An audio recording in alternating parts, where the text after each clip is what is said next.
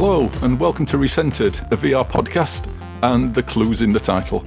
We've got a lot to get through this week, so I think we'll just get right to it. Before we catch up with Gary and Lee, we've actually got a returning guest this week, making his hat trick on the show, I believe. It's Steve. How are you doing, mate? I am doing good, all the way from the US. So hi to my UK friends here.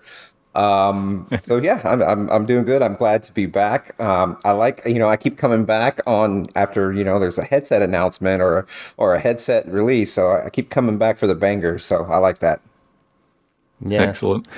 I've got to bring it up because I'm sure I saw in Discord that you've been playing Final Fantasy VII Remake in VR. Yes. Well, we just said we weren't going to talk about what we've been playing, but I guess we are. Yeah, you're going to do a quick catch up and intro. So honestly, yes, I've been on VR mods. Since Luke Ross came out with his AER V2 sort of version of the mods, I've moved through a lot of the games, but the one game I've played in entirety from beginning to end was the Final Fantasy VII Remake, and I absolutely loved it. And it runs really well. I mean, granted, I do have a 4090. I'm blessed. And I was playing it all on the Quest Pro. So it runs pretty well. I mean, but it's it still feels like a mod. So, you have some elements because the field of view is different. So it's like you'll be watching a cutscene or something and Tifa's arms will be super long because, in the flat version, it's off screen. Right. So you can see where Square will load an asset or something, even though it's cropped out of the flat screen view. But, if you can put some of that jank aside and just kind of focus on the gameplay, I thought it was a fantastic experience. And I had never played the game flat. I had started it a couple years ago and then got busy. Yeah. It was a treat to be able to play it, in VR. Nice. So, well, I mean, hopefully, is it FF Rebirth will be out later this year, I think, but I believe towards the end of the year. I don't know. So the second part, anyway. Looking forward to that one. But anyway, any excuse to get a bit of Final Fantasy talk in there. As always, we're joined by Gary. How are you doing? Yeah, I'm doing good, thank you. I've not really been up to a lot except downloading trailers, really, for all the stuff that we're going to be talking about in this episode because it's been a big couple of weeks. We've had 2 showcases and we're going to be getting into that. In terms of stuff I've been playing a little bit of VR, but we'll probably save that for next time, and just playing a little bit of Steam Deck as well, some retro stuff on there. I've been getting back into because Steam Deck is probably the best place to play sort of retro flat games that I've found anyway, just sort of on the fly, rather than having sort of the original equipment around, which I've got some of as well. But I could just sit there in the living room, play a few retro games on the Steam Deck, which is absolutely fantastic. So other than that, just preparing for the show. Got a big one ahead of us, hopefully. So yeah, nice. Okay, last but not least, our resident resident puzzle expert, Lee. How are you doing? Not too bad. Hope you guys are doing great too. Yeah, I've, the usual, been in hospital again, came out. So I've not really been able to play much VR. I can't really stand that much. So I decided to do a bit of Twitch streaming this week, playing a few flat games, as you saw, Rog. And that is it Project of Lana? No, Planet of Lana, isn't it? I always get the name wrong. I say Planet of Luna, or I keep getting that wrong. But yeah, Planet of Lana. Yeah. That's a really cool game. It's a side scroller. And Roch come on and helped me with some of the puzzles, and he came on Discord chat, and we had a good play through of that. I think, did you complete it in about 4.5 hours, Rog? Something like that? Yeah, just under 5, about 4 hours 50, I think it was, something like that. Yeah, it took me 8.5 hours. I checked on my Twitch data. So just really been playing stuff like that and a bit of Limbo. Yep, nice. Yeah, that Planet of Lana, anybody who likes like a side-scrolling adventure puzzle platformer, it's really good. Very sort of Studio Ghibli sort of vibes from the art style and everything. And if you've got Game Pass, it's included on Game Pass. So you just download it on there and give it a go. I really enjoyed it. Sort of, from my point of view, lots of sort of similarities to stuff like going back to Another World, even Limbo or Inside, or one I mentioned was Flashback, I was talking about, which sent me down the whole MUVR rabbit hole once again. And I think I'm about halfway, not Flashback, sorry, Heart of Darkness. Heart of Darkness, yeah. Heart of Darkness, yeah, which I'm about halfway through in playing it through MUVR. And wow, that's hard. I've forgotten how difficult some games could be back then. It's like it tries to kill you on every screen. It's ridiculous, but it's still good though. Well, we were going to talk about some of the VR stuff we've been playing, but we're going to leave that till next week, or at least we'll see how much time we've got at the end of this, because there was some very big news recently. Mainly, the BBC will be broadcasting an unseen pilot episode of Blackadder. And there's some VR news as well, but let's get into that. Really, Rog? Sorry, I was muted there. Is that serious? An unseen episode? Yeah. Oh, Unseen pilot episode where apparently Tony Robinson wasn't Baldrick. Right, okay. So it's one from the first series? I mean, I presume so. This is all I know. I only found out about it earlier, even though they announced it apparently a few weeks back. So I messaged a mate of mine who was a massive Blackadder fan as well back when we were younger, and he went, "Oh, didn't I tell you about that?" I was like, "Oh God, yeah." Look forward to that. I'm a big Blackadder fan. I love Blackadder. Yeah, the purest of green. Absolutely. Oh dear.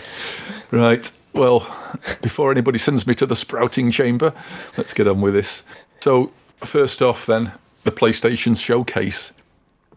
Oh, where do we start? I mean, people were really banging on about this before it was shown, and there were predictions galore. Everybody was thinking this was going to be Sony's massive launch, their big push, their actual proper launch of PSVR2, rather than the so-called soft launch that it's been so far. Does anybody want to start on this? Because I was a bit underwhelmed, I think, to say the least. I was hoping for at least just one big Sony exclusive, and we didn't really get it. I was hoping for more time. They put 10 minutes, if that, into it. There weren't even that. I don't think it was. It wasn't that, was it? No. It was something like 8 minutes or so, 8 or 9 minutes maybe. So I think that tells you everything you need to know about what Sony thinks of it at the minute, or they've just not got the games, but. We had quite a few launch games. We could have even gone through some of those in it, just to show people who were tuning in, predominantly just to watch the showcase for flat screen stuff. But, I mean, what do I know? I agree. So, it was underwhelming. And, I mean, even if you set VR aside, I just think as a PlayStation fan, it was generally underwhelming. And it's sort of, if it wasn't for the new Spider-Man game and the reveal of the Metal Gear Snake Eater, it would have been, I feel like the whole show, like for PlayStation in general, would have been a big fat F. So those two games kind of like brought it up to kind of like a C, a grade of a C sort of territory. But for the VR component, it was kind of, there was nothing in there. Don't really care much about really anything other than, I guess, they did confirm that RE4 was the full game in VR, which prior to that, even though we suspected it, that it would be the full game, they always use that wording like VR mode, like it makes you think that's going to be some sort of like wave shooter or something, with a Resident Evil skin. So at least we got the full game of that. Yeah, I think even people still debating that, despite the fact they've used the term mode before to mean a full version of. It's it confused me when it came out on the showcase, because I said that as well when I was streaming it.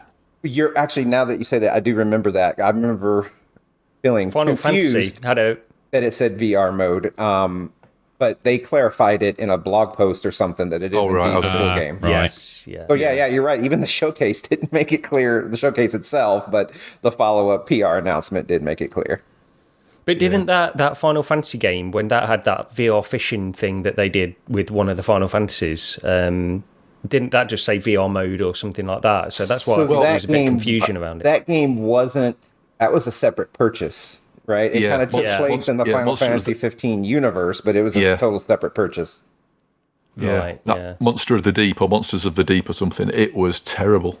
Yeah. I mean, I'm a big FF fan, but that was just junk. It was awful. The problem with this is this was sort of the opportunity where you think that Sony are going to show their commitment to VR, and they didn't. They didn't show any kind of commitment to it, and you can understand and see games take a long time to make, and you think so maybe they're just not ready to show these games. They want to do this kind of marketing strategy where they're going to announce a game, then show it off in a couple of months or something like that. And fair enough if they want to do that, but to me, this is not the time to do that. I think they should have had because I cannot believe that they're not working on an Astrobot. It's such an obvious choice and one that everybody is crying out for. All they needed to show was a logo and 2024 or something like that. Even if it's not ready to show yet, give us something, because that marketing strategy of announcing something, then having it released 2 months later is all well and good.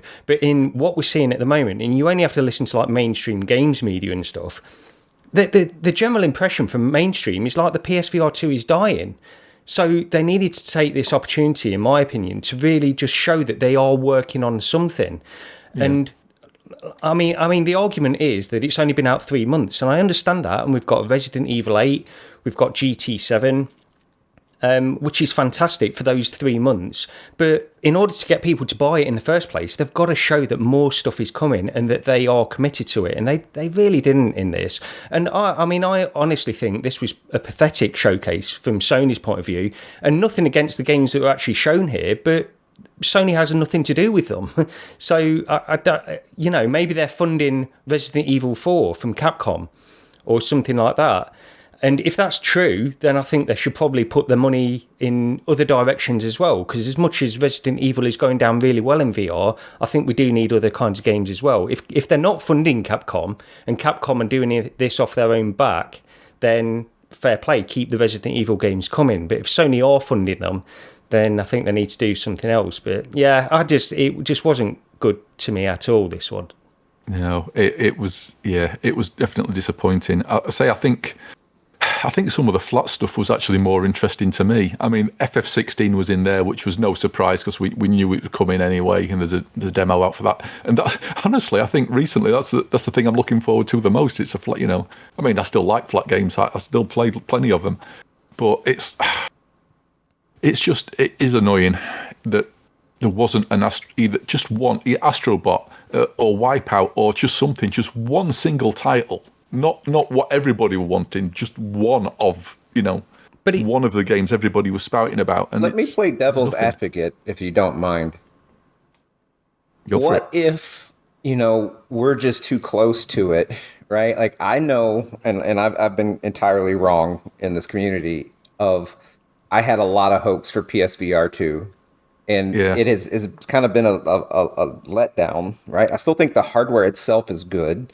I think and I think you mentioned this in past podcasts, Raj, where it's like you feel like the PS5 is holding it back, and I believe that to be very true. I think the headset is fully is good, but I know we see where Meta is going with the Quest and standalone, and I know all of us that have been VR since 2014, 15, 16, whatever, and we have our computers and we want the beefier content, and we were really we had a lot of stakes vested on Sony, and it just feels underwhelming to us.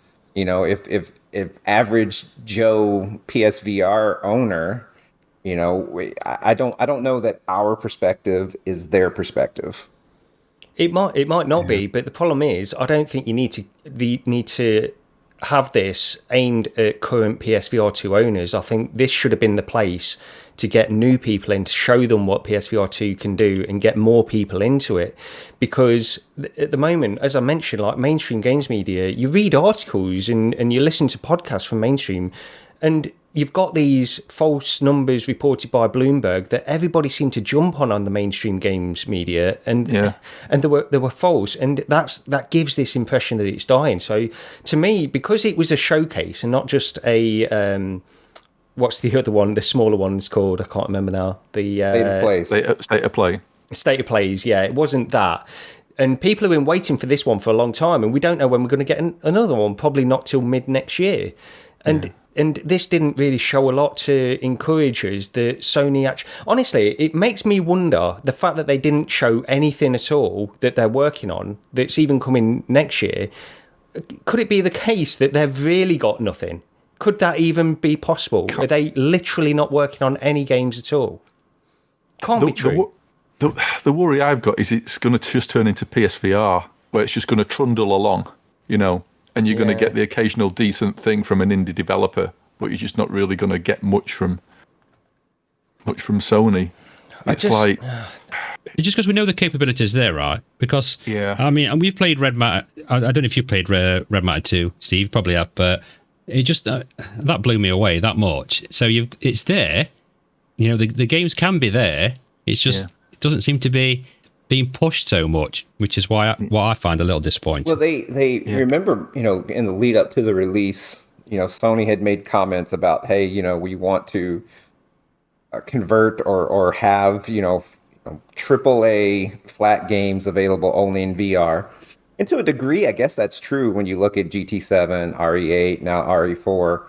But I'd hoped for more of that, and I don't know that it's easy to do with, say, a Spider-Man game, but they've got they have their just their PS5 library. You have Returnal, you have the Demon Souls game, you have a lot of games that could just be played with a controller, right? Or there's other games, so it's like they're not.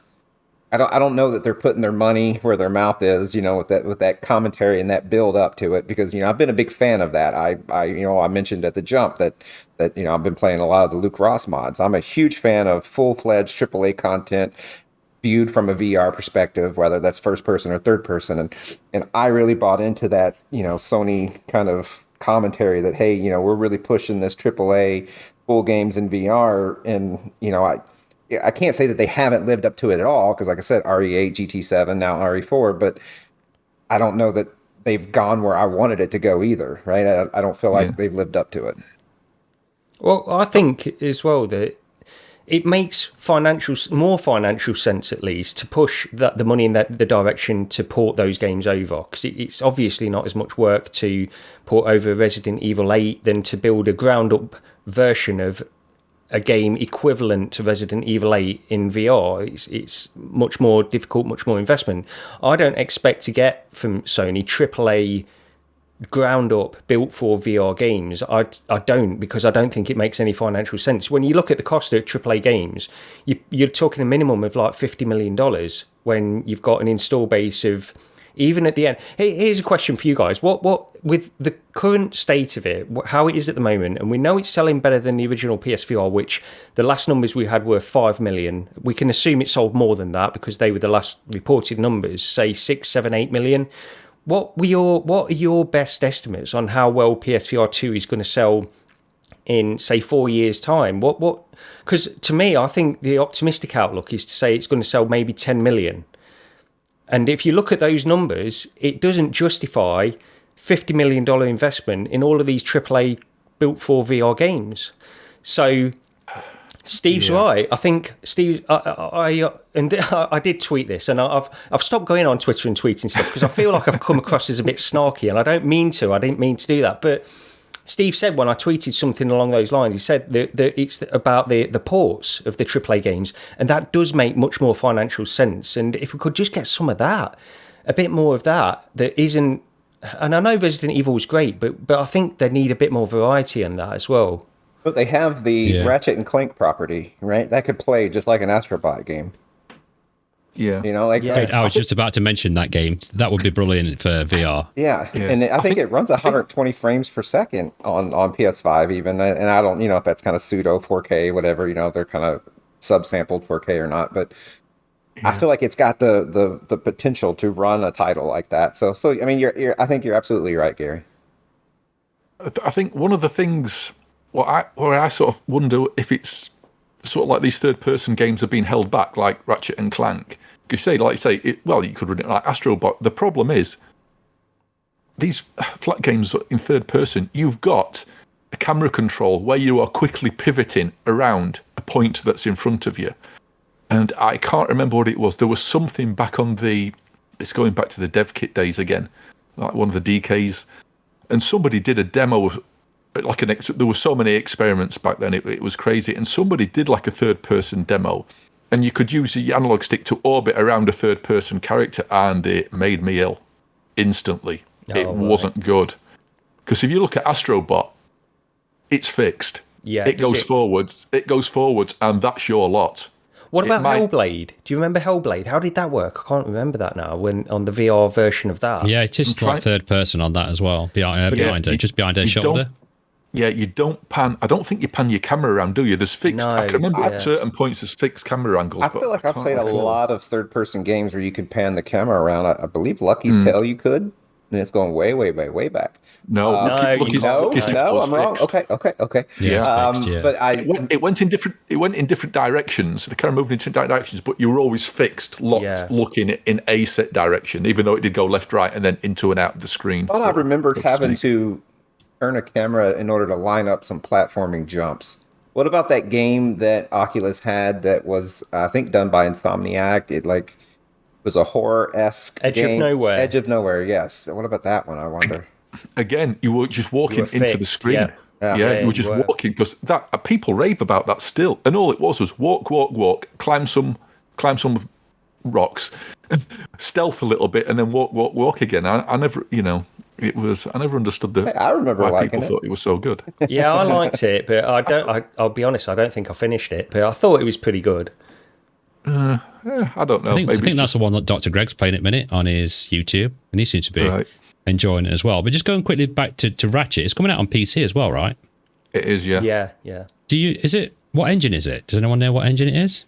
Not a clue. Is it Unreal? Because if it's Unreal, we're on a winner. Yeah.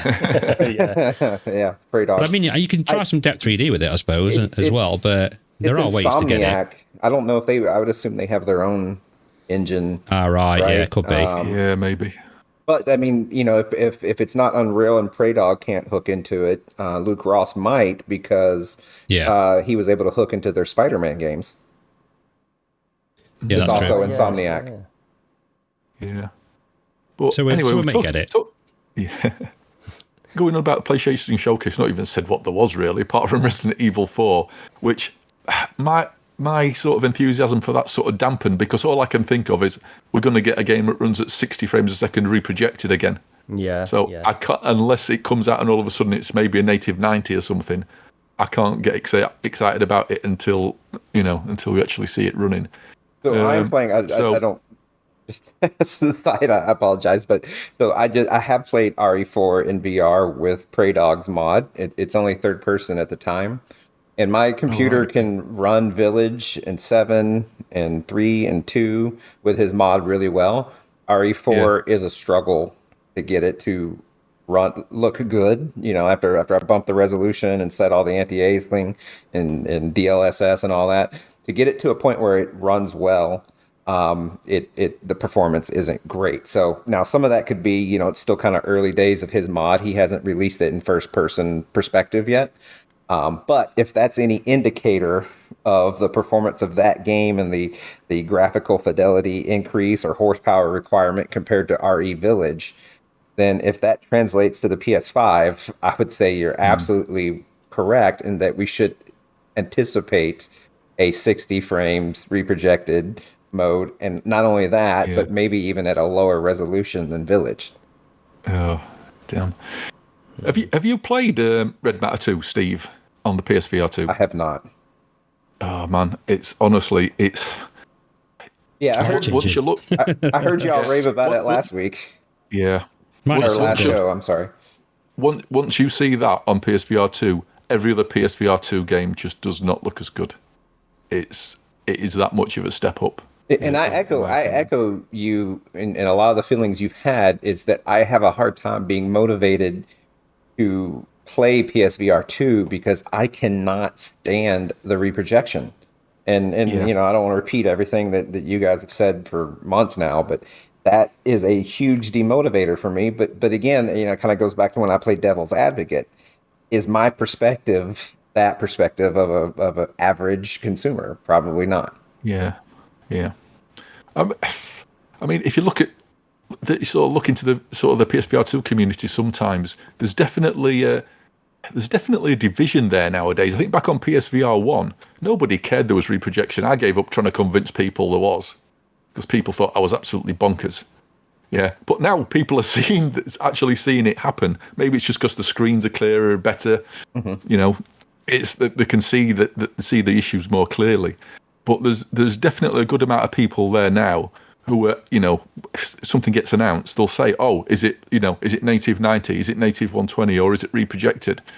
I think some people as well are coming over to PSVR2 from Quest, and you know, Quest games don't look great, but they generally don't reproject. At least, so it might be more noticeable to people that are coming from that. Yeah, maybe. But anyway, just going back to the games, what was shown: Resident Evil 4, Five Nights at Freddy's Help Wanted 2. Anybody played the other one, or any Five Nights at Freddy's games? We played it on VR Roundtable, I think, Steve, didn't we? We got I remember briefly, it was fine. Like, to me, that's the type of game that just belongs on Quest, in my opinion. Yeah. I've got no interest in that one particularly myself, but yeah, fair enough. Arizona Sunshine 2, which seemed to upset a lot of people, even people in the PSVR2 community, given that it was a pre-rendered trailer. Yeah. And what's weird, we can talk about that in the meta one as well later, but it was pre-rendered, but Arizona Sunshine, I did like the first one. I've not gone back to it for a long time. I have actually installed it again just to try it, because in 2016 this was sort of the one of the best VR games that you could play at that time, and I don't know how it's aged, but I've heard bad things, so yeah, I'm interested to go back to it. I remember really enjoying it and playing through it pretty quickly, so I'm sure I'll play the second one. Yeah, it's co-op, right? The second one. What's that? Is it co-op? The second one? I don't know. The first one wasn't it? So I assume they'll. I don't know. I mean, you've got a pet dog.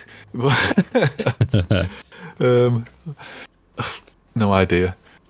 Anyway, next on the list we've got Crossfire Sierra Squad, which I'm sort of more looking forward to compared to Firewall, simply because this Crossfire is apparently native 90 FPS, so no reprojection. So I'll be quite interested to check that out. Synapse. This one looks a bit... what's that game? What was out recently? What everybody raved over? It was on Quest as well, and it's on PSVR 2. That roguelike thing. It was taken. The title was taken from that poem. Light Brigade. The Light Brigade. Yeah. Yes.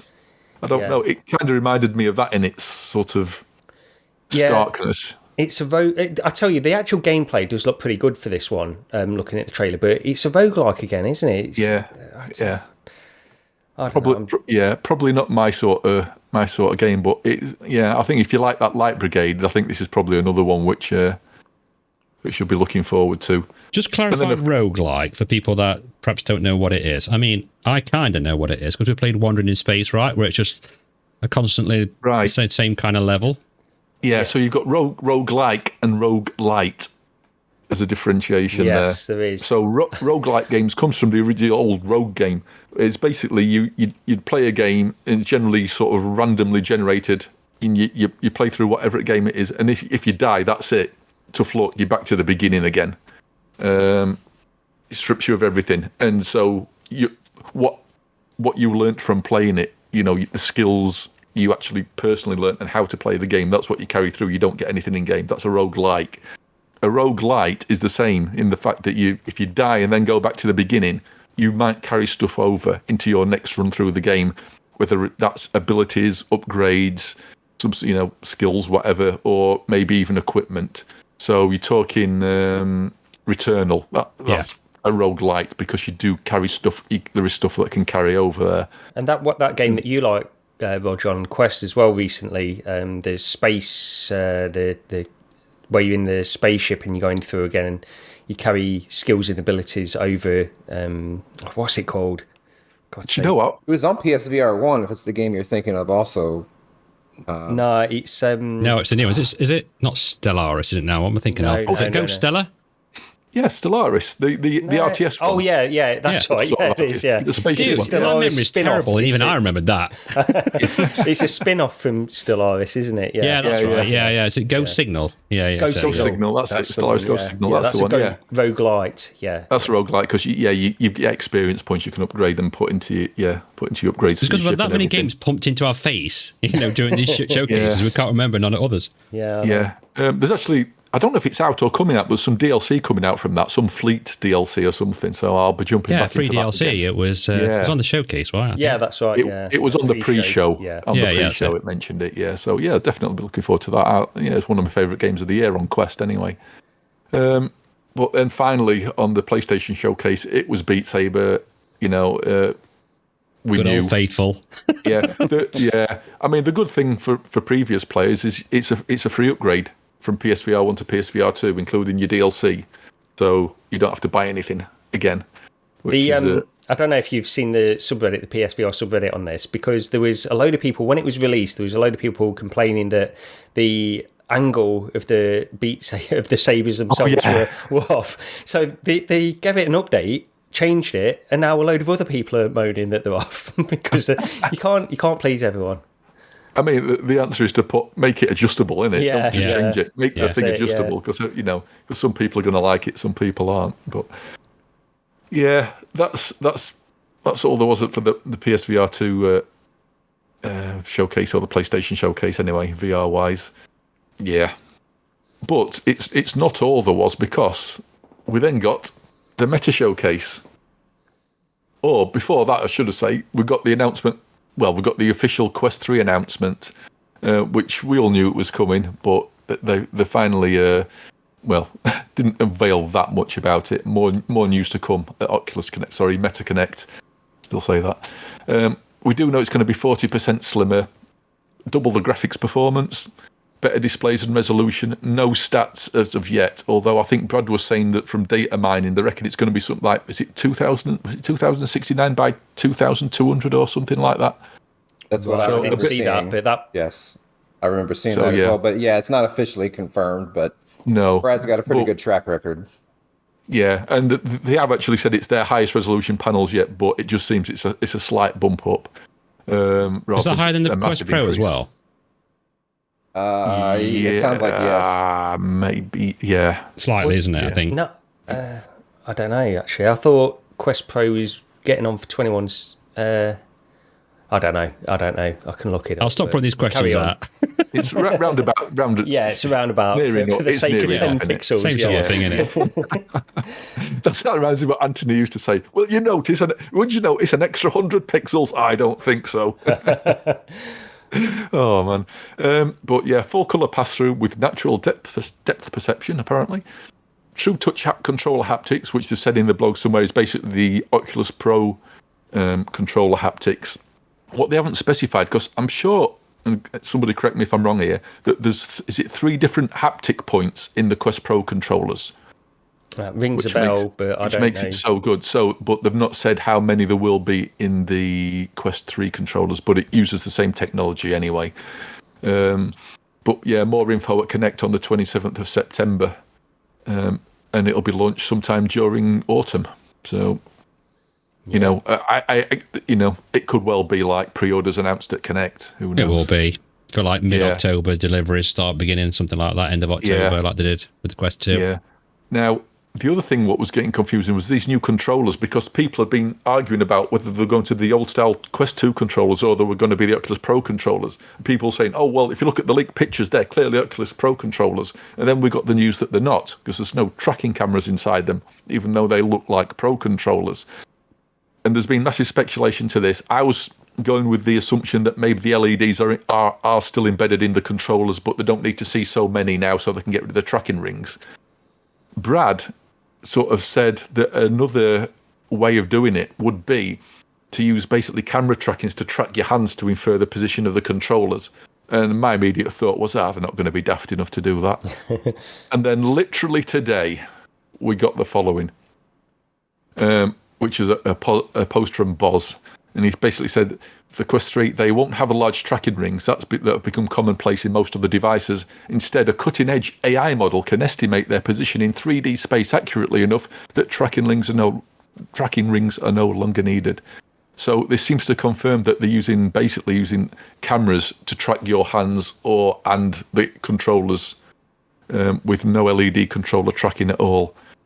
This might... Well, the problem here is that Bloomberg guy, which, if you've seen, somebody from Bloomberg apparently got hold of shall we say, an unofficial demo dev kit. of a dev kit. And he said the tracking wasn't great and the controllers, and now we get this news that they're not actually being tracked by LEDs, they're being tracked by cameras / AI. This is slightly worrying. Now they've got quite a few months to work on this and get it sorted. But if they don't, it's going to be a sad state of affairs if suddenly there's this turnaround and Quest ends up with worse tracking than that PSVR2 has actually got now. The thing they've got...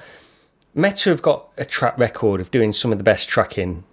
I mean, like, the inside-out tracking is fantastic and the controller tracking generally is great. This, I mean, unless there's been massive advances, because you would just think...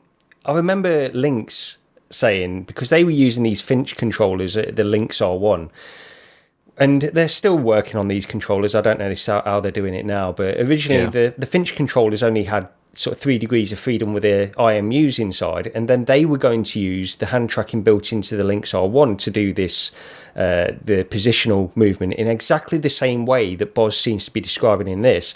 Right. And I don't know if they're still doing that or not, because the controllers are a little bit up in the air with the Lynx R1.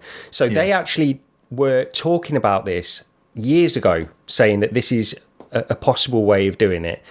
I don't know. To me, it doesn't feel like it can work, but who knows? I mean, I'm willing to give them the benefit of doubt simply because they've got a good track record with tracking overall. But yeah, I've got to be honest. If this feels like a downgrade from the Quest 2 tracking, for the controls at least, then... Yeah. It's just the wording of it, isn't it? It's a bit worrying. Like, it says an AI model can estimate their position. I mean, accurately you've enough. got that. Do you know what I mean? I'm like, well, I'm playing Beat Saber and I'm going crazy with them then. You've also got the fact that this does have a depth sensor on it as well, which is going to help hand tracking anyway. It's not going to be like Quest 2 hand tracking, first of all. But But did they say... We're going to have to try it. Did they say no LEDs, though? Right? Like... Yeah. Are LEDs only in the ring, like on the Quest 2 controller? Or is there any LEDs in the body? No, there's no LEDs in the body. There's no LEDs at all. This is purely camera-based. I'm with you, Gary. I think they've got a good track record. I think they deserve benefit of the doubt.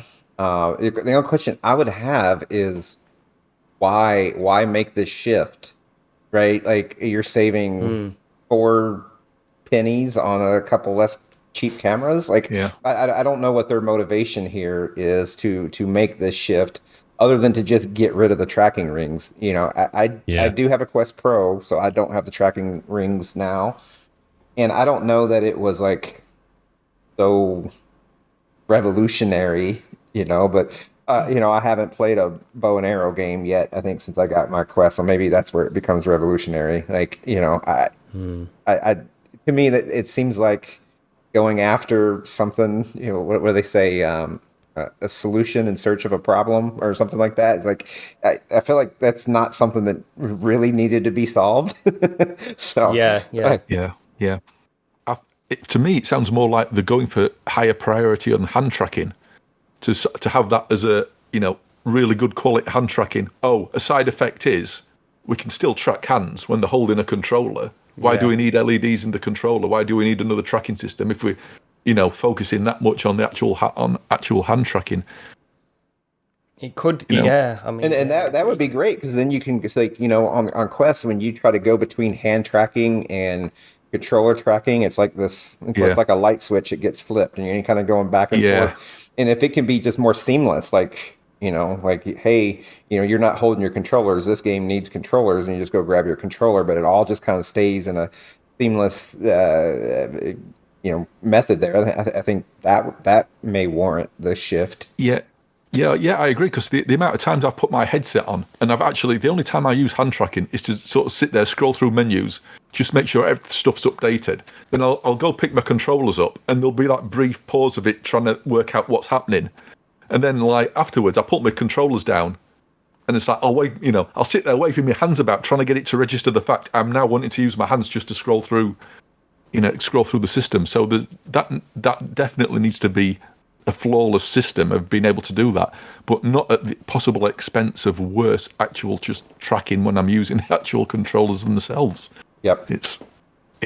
But it also may be a revenue grab, right? Like you get something released that's good enough, and I don't know if they said, but I think pretty fair to assume that you'll be able to buy the Quest Pro controllers and it'll work with the Quest. I think it's already confirmed. Is it confirmed? Yeah. So there you go. Right? Like, so it's an upsell. It's like, oh, not good enough for you. Well, these controls will be. But then you're talking about, I seen this on Discord earlier. Your Quest 3 and the base model at that is $850 if you want the best controllers. Which kind of touches on what I said. I was trying to allude to the fact that when this comes out, by the time, if you do upgrade to Quest Pro controllers, I mean, what price would a second-hand Quest Pro actually be? And what's the advantages of a Quest 3 over a Quest Pro? Is it that big a step? You know, I mean, it could be cheaper just to get a Quest Pro. So I think so the advantages, I think, I'll probably get a Quest 3 even though I have a Pro, is just the ergonomic platform of it. The Quest Pro I've had a lot of VR headsets since 2016, and it was immediately the most uncomfortable headset I've ever had. In fact, it's the only headset where I've truly even noted comfort. I guess I have the right size, ideal head that, most VR headsets are just comfortable for me. Some more than others, but I've never had a headset that I'm going, ow, this is not pleasant. And that's what the Quest Pro was initially. And I went to Amazon and bought a $20 foam pad, and it immediately went away. Right. So now it's plenty comfortable enough for me now. But I think the way, if it fits closer to like how a Quest 2 fits, I think that would be more preferred for the VR gamer. It's better isolation, better, it just hugs your face a little differently. So I think that would be a reason to go Quest 3. And then I don't know if you guys saw, I think today Zuckerberg put on his Instagram a little video montage. It was a couple minutes long, maybe minute and a half, something like that. Of pass-through stuff. Yes, and so the Quest Pro, I've not played anything that required pass-through, like no game or any of that silly stuff, because it's not developed, it's not there. But I do so I use the pass-through as my environment for Quest. When I put my headset on, right, I'm still in my room, and I just have the Oculus menus and panes and stuff in front of me. I'm sorry, the Meta menus and panes. And I think pass-through has value, so that could be a big reason. And in that video, they showed what was the cartoony boxing game that was kind of like a Punch-Out, knockout or something. Knockout League. Yeah, so they showed that, and it's like instead you're boxing the boxer in your room instead of in a virtual ring or whatever. So if these cameras are up to snuff, color, stereo, depth sensor, and they get rid of that weird warping and stuff that Quest 2 and Quest Pro pass-through has, I think all those together and a slight bump in resolution, kind of really the only thing I think the Quest Pro offers then is maybe the dock, the face tracking, or not face tracking, eye tracking, all that stuff, and then the local dimming. I don't think they've said whether local dimming was present or not on the Quest 3. No, they've not yet. No, they've not. I know Brad was pretty convinced that it was just going to be basic LCD and that was it. I did notice it took the fascia off as well, right? When he went to try the pass through on the quick video that we saw, it took the fascia off before he did that. So, I mean, I do like that feature of the Quest Pro. Yeah, not having that on, but in terms of mixed reality, that's one of the main things with this headset. I mean, they've obviously pushed a little bit in that direction by having the two RGB cameras to give a proper stereo pass-through rather than the Quest Pro's approach to it. And also, that's the thing as well with the depth sensor. I think that's going to be a big deal for this, to create proper room mapping and stuff, and just give you mixed reality. Because honestly, I think that there's a lot of value to mixed reality, and I know that vast majority, like a vast percentage of VR users at the moment are gamers, and gamers that have come across from flat gaming into VR, and they've got no interest in mixed reality because they don't see the value. They see it. And actually, I did post this on Brad's video. Actually, I said that when you've got people who are really into VR at the moment saying that mixed reality is a gimmick, it sounds dangerously like the flat gamers that were saying VR is a gimmick in 2016. I think just give it the benefit of doubt a little bit on mixed reality. It's got to prove itself as being of value and of use. Of course, it's got to do that. But maybe don't dismiss it outright as just being a gimmick. I think there's a lot that can do. And it's not going to be like a colour version of the Quest 2 pass-through. It's not like that. Because it's got this depth sensor, things are going to be far more solid. At least I hope so anyway. This is my feeling. It did look pretty impressive, didn't it? You know what I mean? From what I could see. But the digital objects that you overlay should be absolutely fixed, rock solid. Rather than with a Quest 2 pass-through, you've got this slight sway as you move around the room, if like the Guardian, or if you are playing a pass-through game, like I played Blast On the other day. And as you move your head slightly, you've got this slight sway because things are not perfectly aligned with your real-life room. And it's incredible what they've achieved in terms of tracking on the Quest 2 with those 4 cameras. I mean, I think it's, when you really think about what those cameras are actually doing, it's incredible. But with a depth sensor, it's going to take it to that next level. So, yeah, I've got a lot of hope for mixed reality stuff. But maybe not gaming, but maybe that as well. So it's not just the depth sensor, the pass-through or stereo cameras, right? Yeah. Yes, they are. Yeah. But the depth sensor not to create the depth in the actual display, but just to map the room correctly and give you a better tracking. It will work with tracking as well, and also create an occlusion mesh for your room as well. So I think that's massive value for mixed reality stuff. So in that video Zuckerberg put up, they showed, so I forget the word used, co-present, but Boz enters and they play some stuff I turned off when Boz entered. And it's kind of like and I actually never played it, the Space Pirate Arena, but they were each wearing a Quest 3 and they could see the same objects, and everything I guess would be synced up in each display, in each person's perspective. And they had some tanks that they were driving around on the floor or whatever. It looked pretty juvenile and trivial. But then in some other promotional material, I think I've seen what looks like a Demio, like a tabletop. Yeah, it is.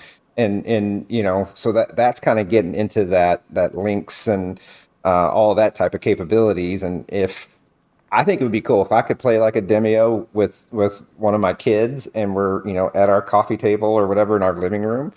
I think that would be pretty enticing.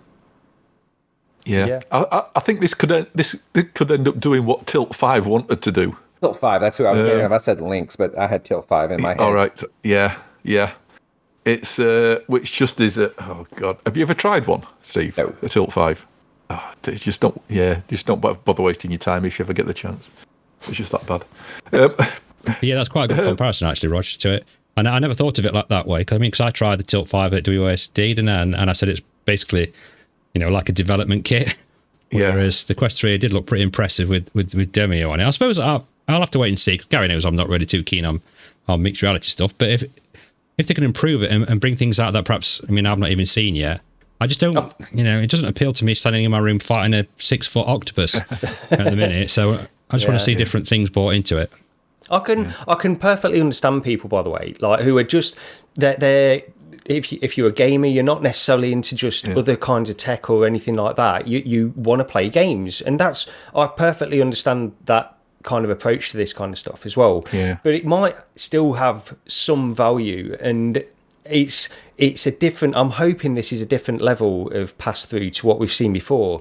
And you mentioned links, and I do think when I tried links, that's the best pass through I've tried, and it was proper stereo, and it wasn't like warping, and it wasn't everything was the correct scale as well, and all these things make it a much more enticing experience, I think. So it's got to prove itself, as I mentioned, and it might come to nothing, but I think there's value to having it and giving it a try and seeing what devs can do with it.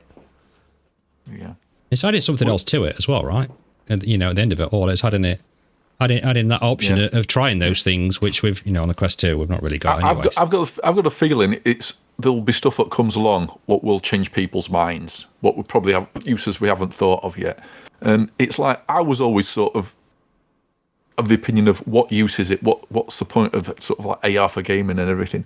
And there was a couple of things that changed my mind. One of them I can't remember. The other one is that spatial fusion demo. What all things runs in a web browser, and which is basically that puts you inside a spaceship where your living room is the sort of middle of the spaceship. So you sort of see that as normal. I mean, this was only on a Quest 2, so it's all black and white. But one of the walls, call it my front wall, that was entirely removed, and you could see the cockpit of the spaceship there instead. Yeah. And my real wall, that's gone, and instead, past my real wall, there's the engine room. And it's like, that kind of blew my mind. It's sort of like, took away 2 walls and put virtual stuff there. And it's like, my thought was, wow, imagine if you had a multiplayer game where in those other 2 rooms, you had 2 other people. For them, they're in there. They were seeing their own room. Yeah. But because of the mapping and the depth sensor stuff, maybe it could sort of map out where there were objects in their room and then just replace it all with virtual objects from your own point of view. So you'd actually be seeing them in a spaceship where they'd be seeing them in the, but you'd be able to literally, I don't know. I think there's stuff what's going to come out which will sort of make people go, oh yeah, I didn't think of that. That's actually pretty neat. I think a few games are going to start working on it. I might have read today that, is it Broken Sword? Are going to be working on a mixed reality part of their game. And is this already out, Steve? I don't know. Did they try and do a Beat Saber thing where it's like going to be one of your walls would disappear in your house and all the blocks will start coming at you in 3D through the wall? Oh, they've got to do that, haven't they? I feel like I've seen that promotionally or something. Yeah, it's sure. Just a commercial, right? Like, PD mentioned it. I think it might have been on like one of the pro trailers or something like that. Yeah, but because I know somebody in Discord actually, it must have shown something like that because somebody said that's exactly what I want, because I want to be, if my kid's asleep on the sofa, I can keep an eye on them and just stand there while I'm playing Beat Saber. Yeah. Or I can make sure I don't kick the dog. But it's simple stuff like that. People who've got stuff going on around them, but still want to play something. Well, I mean, these big companies are trying to solve, right? That's one of the critiques. At a really high level that you'll hear of VR is that it's isolating. And, for us gamer nerds, that's what we want. but for, the average person, right? Like that isolation can be a negative, depending on their family arrangement and everything. And I know that these companies are trying to solve that. And this is one way to solve it. It won't work with every game, but, some things make sense to have a mixed environment. Yeah. But there's some stuff, because when I tried Magic Leap 1 briefly, I bought one secondhand for a while, and that, just because that did create this occlusion map of your room, and it maps out all your room and everything, so doorways and stuff, and you see these robots actually appear as if they're coming from a different room, being occluded properly through the doorway as they step through. There's something about that, and if it's done really, really well, then I think there's like, it is almost like a next step into. So this is what it can do. This is you understand. This is like the value of it, even though it's something so simple. The fact that you've got this digital object which is moving through your house as if it is actually there. There's something there, and it's it does. It did blow my mind a little bit. I think this was 2018 technology. This is 5 years ago. So. Yeah. It's like that quest demo, which is free on the store, and I can't remember the name of it. It does a similar thing where you have to mark out the couches in your room, then mark out your walls with a sort of more advanced quest boundary. So it's sort of rough, but a little creature would spawn into your room, and it'd run behind the sofa, and even in black and white quest pass through, it was like, what? It just I've never seen that happen before. And it was crazy. It just probably looking for those marshmallows, Rog. Oh, Matt, don't go into the marshmallows. That's an in-joke. People don't get that. Are we not mentioning the marshmallows? No, but don't mention the marshmallows. Okay. Wow. We'll tell you after, It was Steve. the expiry date. I don't go back in that room. Anyway, keeping it on track. So Quest 3 was announced, and then Quest 2 was also announced to be getting a price cut, or more accurately, it was being reduced back to the price it originally came out at. So we've got the 128 gig model for $299, but the 256 gig model at $349. So was that $400 originally? Yeah, I think so. Yeah. So the 256 gig models actually dropped $50 below dropping $50 below its original. That's interesting, isn't it, actually? Because I didn't realise that. So it's only $50 more than the 128 gig. Wonder if the 256 gig version of the Quest 3 will only be $50 more then. How do they justify it if not? But yeah, probably. Yeah, true. But that was slightly disappointing. The fact that the sort of the base model for Quest 3 is still 128 gig. Yeah. I thought they might have gone for a 256 sort of 512 split. Yeah. But yeah. It doesn't look like it. But yeah, but along with that as well, with an incoming software update, they're updating the Quest and Quest Pro sort of GPU and CPU performance, so they're upping the clocks by the sound of it, which will give you a approximate 26% CPU performance increase and 19% GPU performance increase for the Quest 2, and an 11% bump for Quest Pro. So I think Carmack said it years ago that they'd initially been a bit sort of cautious with the clocks on the Quest. And we know they've bumped them up once already, at least, haven't they? The other year. So they're doing it again. They're also enabling dynamic resolution scaling for both Quest 2 and Quest Pro. So apps can, quote, take advantage of increased pixel density without dropping frames. So all good stuff from the sound of it anyway. Yeah. Not a lot. Is this the bump up for the Quest 3 games, do you think? Just to give that little bump, for people, for the devs, that's, making games. Yeah, maybe. Yeah. For the Quest 3, and just to give them that little bit of leeway, I guess. Close the gap between the Quest 2 and the Quest 3, maybe a little bit, I don't know. Yeah, makes sense. Maybe. But so they've not said, I want to comment, like, I picked up the Quest Pro after, after they did that price reduction and everything, and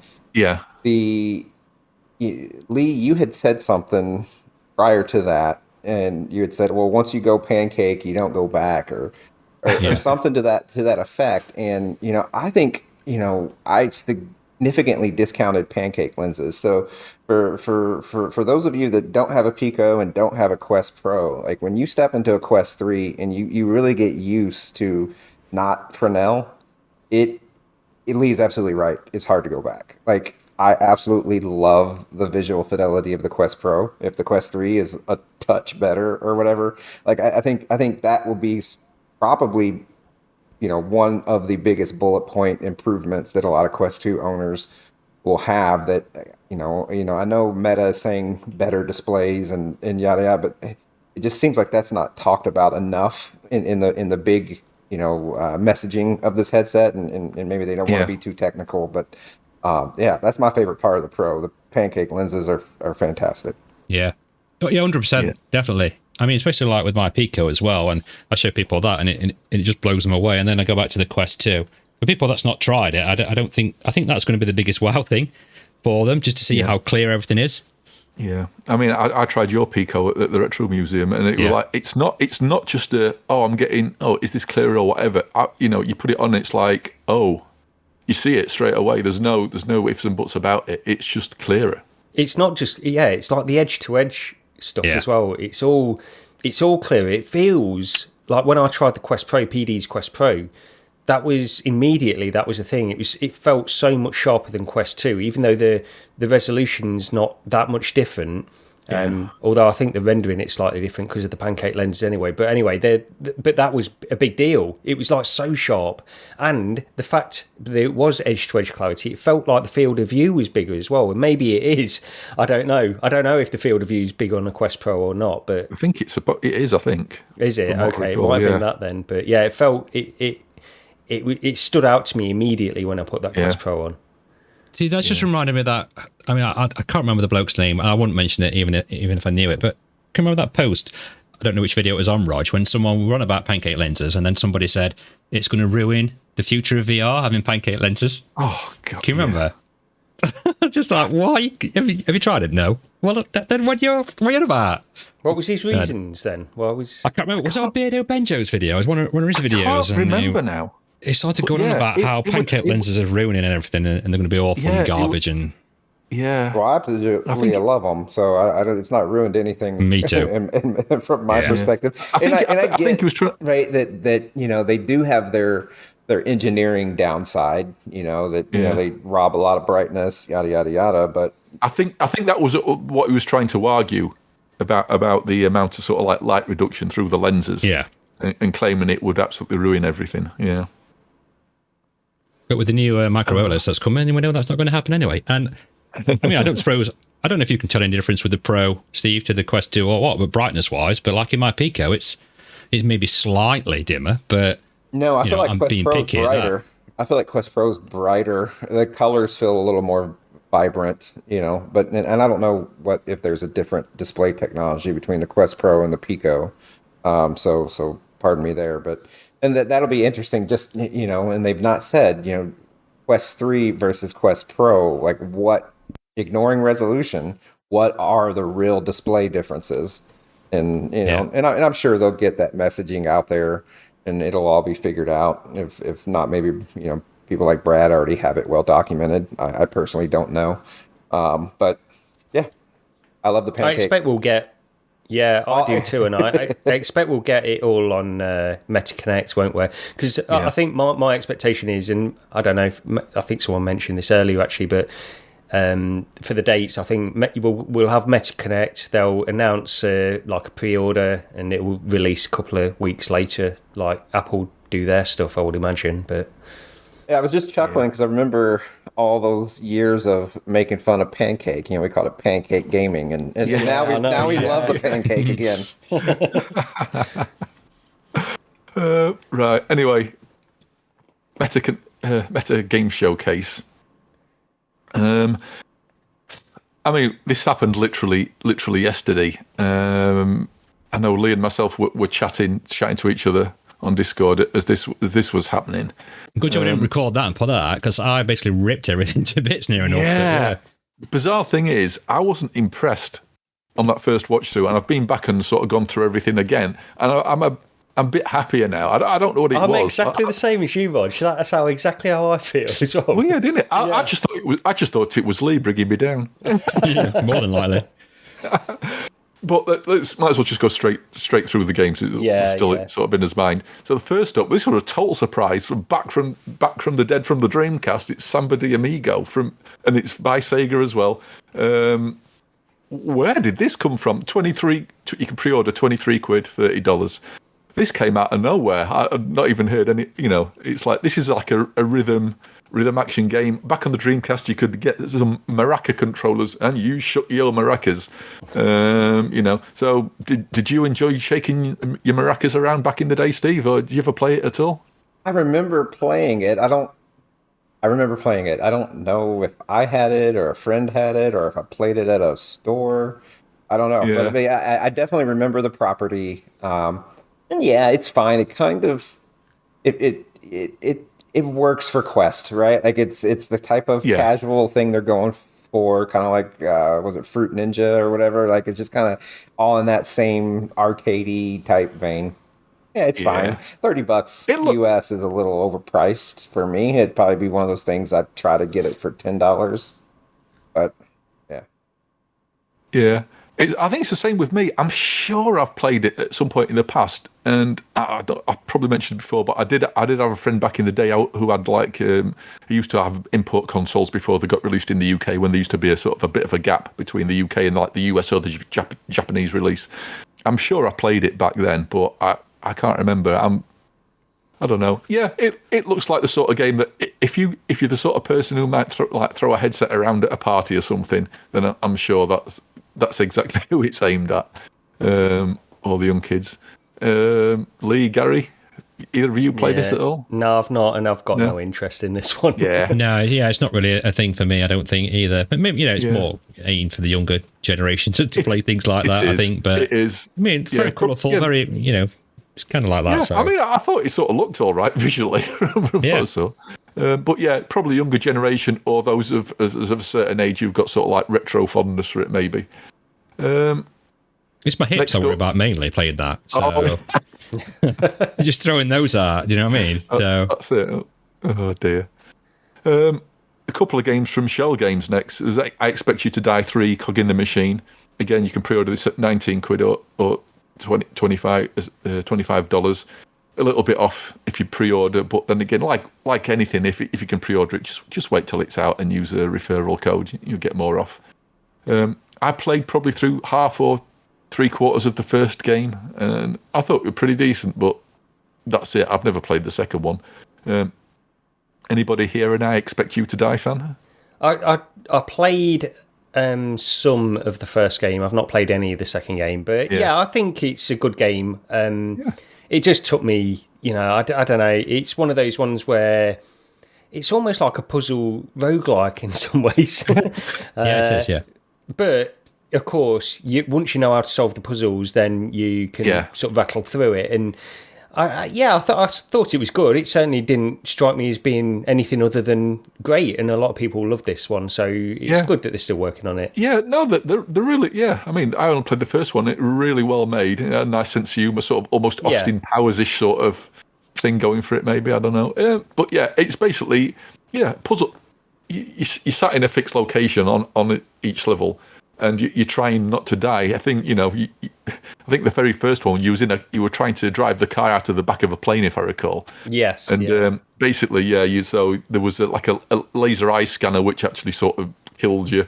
There was all sorts of other things like poison gas filtering in, so you had to, make sure you if you crank the window down to grab an object outside, you have to crank it back up again. That's that sort of thing. Basic sort of, sort of retro spy type thing. This Yeah, sorry, I was just going to say as well, I remember this developer, the guy who is sort of the head of Shell Games, he was, what's his name? Jesse Shell, I think is his name. Something actually. Like that. Yeah. He did this blog post years and years ago where he was talking about the rules of creating VR games. And for anybody that gets motion sick or anything like that, I Expect You to Die is sort of really, really designed for people of that disposition.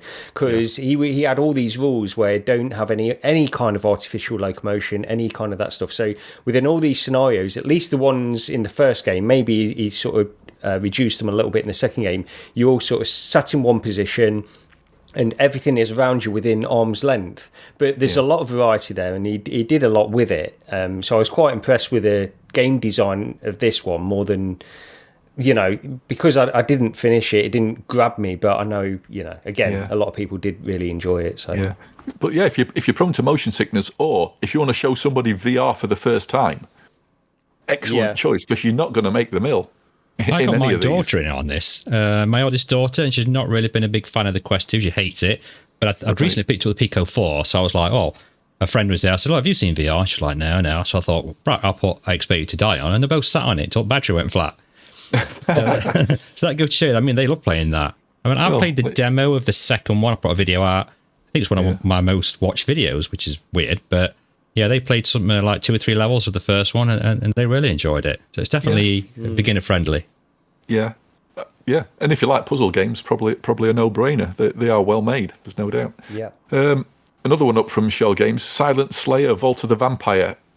Not heard of anything about this before, and I don't think it really showed that much, did it? No, it was a teaser, wasn't it? This was. Yeah, very much. Yeah, so I don't think there's much to say unless anybody's heard of this before. But this was a new one for me, at least. Anyway.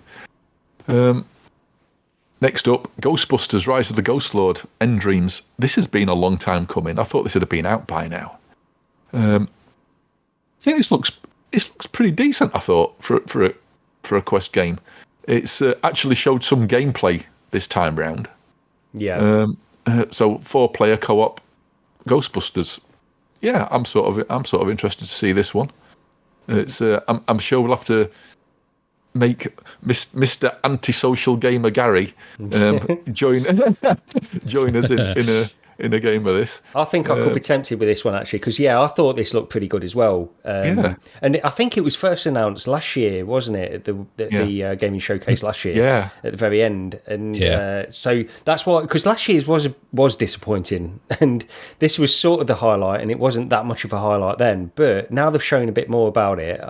I'll be tempted to go into this. It looks like it's good for what it is, and I like Ghostbusters as much as the next person. So, well, one thing I should say while we're going through this list, some of these games afterwards actually got announced for PSVR2 as well. Yes, I'm just trying to remember if any of the ones we've mentioned so far have. I actually don't know. I think there was 3 altogether, but I can remember what one of them was. But is it not? I Expected to Die 3, maybe. That probably will, because that was on PSVR anyway, wasn't it? I think so. That's probably one of them. Next up, we've got Underdogs. I don't know if this is pronounced by one Hamza or Oni Hamza. I have no idea. Apologies there. But this is by the Racket NX developers. So this is Is this the mech fighting one? I'm trying to remember now off the top of my head. Yeah, that's right. Yeah, so this seems to be sort of an arena-based mech fighting game. Again, not heard of it before. Another new title.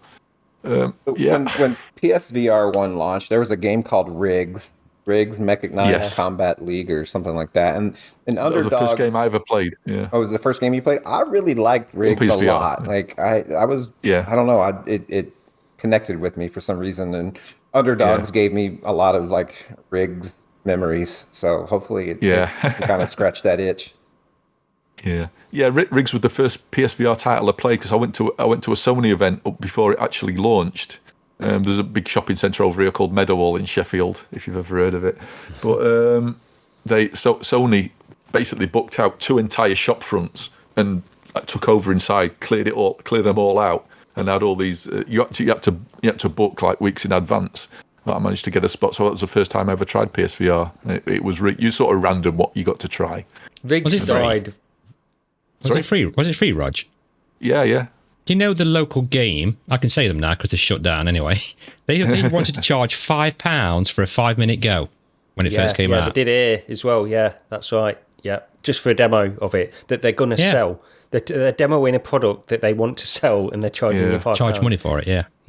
No, this was free. There was just limited spaces, and as long as you'd booked a slot, you just turned up and you got to play. So I remember there was a massive. It was probably my most popular post I've ever put on Reddit, because I did a big write up afterwards of it. But one of the guys on the door there was talking to me about the DK2 while I was waiting to go in. He's going, I got to try this at a trade show. I got to try Alien Isolation. I went, oh yeah, I've got a DK2. So going into this Sony thing to play their thing, and the Sony guy stood there raving about the DK2 and Alien Isolation. It's quite funny. But yeah. Interested to give that one a go when it comes out. Wait, people on Reddit are nice? It was a smaller VR community back then. Right. I know they're not too keen on certain people when they post things, are they, at the moment, the VR content creators as such, but we're not going to that. Yeah. But next up, we've got Resolution Games with Racket Club. And this is the one we've mentioned before, isn't it? The tennis game. We briefly mentioned this on another one. Yeah, we did, actually, yeah. And this looks like it had been developed by the people who did Blast On, in that you stood 10 foot away from somebody else. Yeah. And just hitting a ball. It's like, these courts look really small. So I don't know if you guys have this phenomenon, but here in the States, there's this kind of tennis derivative game called pickleball. Do you all have that going on over there? No. I do know what you mean, though. Yeah, I've seen people playing it. I know what you mean. Pickleball is blowing up, and people are posting about it, and it's it's all the latest craze. So it almost feels like it was inspired by pickleball a little bit. Oh, no, I've not heard of that before. Must admit. It does look, because the courts go from. Oh yeah, so it looks like you've got like a double size court and then a singles, which. Yeah, it does have that kind of blast on kind of feel. You feel like you're almost just very slightly further away from the players you are in blast on, really. It's that police squad old joke, isn't it? Again, behind where they're crouched down behind the dustbin shooting at each other. Oh yeah, just a few feet away from each other. It's But I just anyway, had visions of that. Was it Wii Tennis? Can you remember that back then when you're? I think it might be Wii Tennis, where you're smacking the ball at each other and it's going like 1,000 miles an hour. You just keep hitting it back to each other all the time. I don't know if I ever played Wii Tennis. Yeah, I played Wii Tennis quite a bit. Yeah, I played. When you both stood at the net, you're both going and you're smacking the ball back at 1,000 miles an hour. I just thought, I wonder if it's going to be like that. Just like Ricky. Yeah, I don't know if that was Wii Tennis from my memory, but it might have been. I'll try and find out what it is if I've got it wrong, and then I'll drop it in the comments somewhere. Yeah, might have been. That's what it'll be like when you play online, Lee. There'll be some 8-year-old that attaches their controller to a ceiling fan to beat everybody online. Yeah. Oh man. Next up, then, Vampire the Masquerade Justice by Fast Travel Games. I don't know much about Vampire the Masquerade apart from I played the very first computer game of it when it came out. I mean, decades ago. And that's about it. I've not played any other game since, so I can't remember much about that. Yeah, I thought it looked a bit sort of generic. I don't know. A little bit. I think this one, I like. It looked a bit stealthy to me as well, like that kind of stuff. And I like Thief. It just gave me Thief vibes. I know it's going to be nothing like that really when you're playing it, because you're playing as a vampire, of course. But it just had a little bit of that for me. And I thought this was one of the ones I was most interested in. But I need to see a bit more about it, honestly, because I don't know, like you, I don't know anything about it. So from what I recall, the voiceover was trying to sort of almost give your character some sort of morality behind their actions, that you weren't just like a bloodthirsty vampire going out and killing people for no reason. But I mean, talking about Thief though, I mean that would be my dream stealth VR game, the original Thief of the Dark Project. Yes, that was so good. Did you play that Steam game? There was one that was based on it. They sort of rebooted it, didn't they? Oh no, the actual VR. There was actually like an indie dev who did. No, I never got round to it. I know what you mean now, but I can't remember. Unnightly, it was called Unnightly. Right. It was for an indie dev working on their own, and they worked on it for quite a few years. And I'd recommend you giving that a try, because it is definitely the closest we've come to Thief in VR. You know, it's not by no means perfect, but it's got all those water arrows and stuff like that where you have to extinguish the flames and stuff. Yeah, it's got all of that in there. So it's good, worth looking at. For anybody who's thinking we mean the more recent Thief one, we're talking about the very original Thief game. Yes, not the reboot that happened sort of many years later. Next up, another one we're going to have to drag Gary into is Dungeons of Eternity by Othergate. This is sort of more cartoony looking dungeon crawler roguelite by the sounds of it. And it gave me slight Unity Store asset vibes, I must admit. But I'm still sort of interested in it because it also made me sort of think of the quests in Rec Room and how much fun they were. So if they can sort of evoke those sort of feelings while playing it might be okay. 3-player co-op dungeon crawler. This is one that we both sort of agreed that we were like, oh, this looks quite interesting. You have to get the atmosphere, like you say, if to get the atmosphere right, to get the music right, it could be quite immersive to be in there with 3 of you battling all that. Yeah. It doesn't look like it. It looks like something that a quest will happily and easily run. It's not going to struggle, or you wouldn't think so anyway. And so, give me some nice performance and some cartoony graphics and nice 3-player co-op. Yeah, I'm sort of looking forward to trying that one out. Vanishing Realms-esque, but even a little bit more than that, actually. Like the graphics in Vanishing Realms were a bit more basic than this even, but it's not a million miles away from that. Yeah, I'm looking forward to that one. Now, this absolutely boggled my mind when this next one turned up. Vertigo Games and Seventh Guest. Yeah. At least I put down is it Vertigo Games? Have I got that right? Yeah, it is. Yeah, you're right. It is, yeah, it is. So, the Seventh Guest, which I still have a copy of on CD-ROM. This is mind-boggling. This came out around the same time as Myst, and this is the sort of CD-ROM puzzle game I did actually like back in the day. I wasn't a fan of Myst, but this one, I think everybody I knew played this one. And again, it's one of those very early CD-ROM games. Now sort of remastered and in real time, but with apparently volumetric capturing for the actors in the game. They're not doing like, normal sort of models. They're volumetrically capturing the actors and placing them in the world, apparently. My mind was blown when this was announced. This came out of nowhere. It's like, this is decades old. I guess you guys must have played this at some point, the original. I didn't know. I remember seeing it in magazines constantly when it came out, but no, yeah, I'm saying I haven't either. And then like Roger's excitement was like through the roof. I'm like, yeah, it kind of rings a bell, but don't think I've played it now. My mind is, Steve, help me out here. No, so I'm not going to be able to help you. So I grew up very low income, and we could not have a computer. So I was NES and Super NES and stuff. So during those days, no computer for me. And look at me now, I got a 4090, making up for lost time. But I remember the branding of this. And so it's like when they flashed and showed the logo and stuff on it, I'm like, I know this was an existing property, and so this might be that and a game a little further down the list. This might be the one that I like the most, or that I have the most interest in from the showcase as a whole. Right.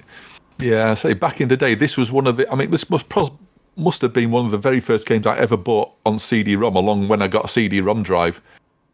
Probably. This was, I remember going to there was a local computer club that used to happen around here, I think behind a local branch of MFI, if I recall correctly. I say computer club, it was more of a piracy centre. Yeah. But, this was a time where people had Amigas and STs, and there were one or two people had turned up with a PC. And that was the first time I ever saw it, and this was mind-blowing for back in the day. It was shocking. It was a step above. This is one of...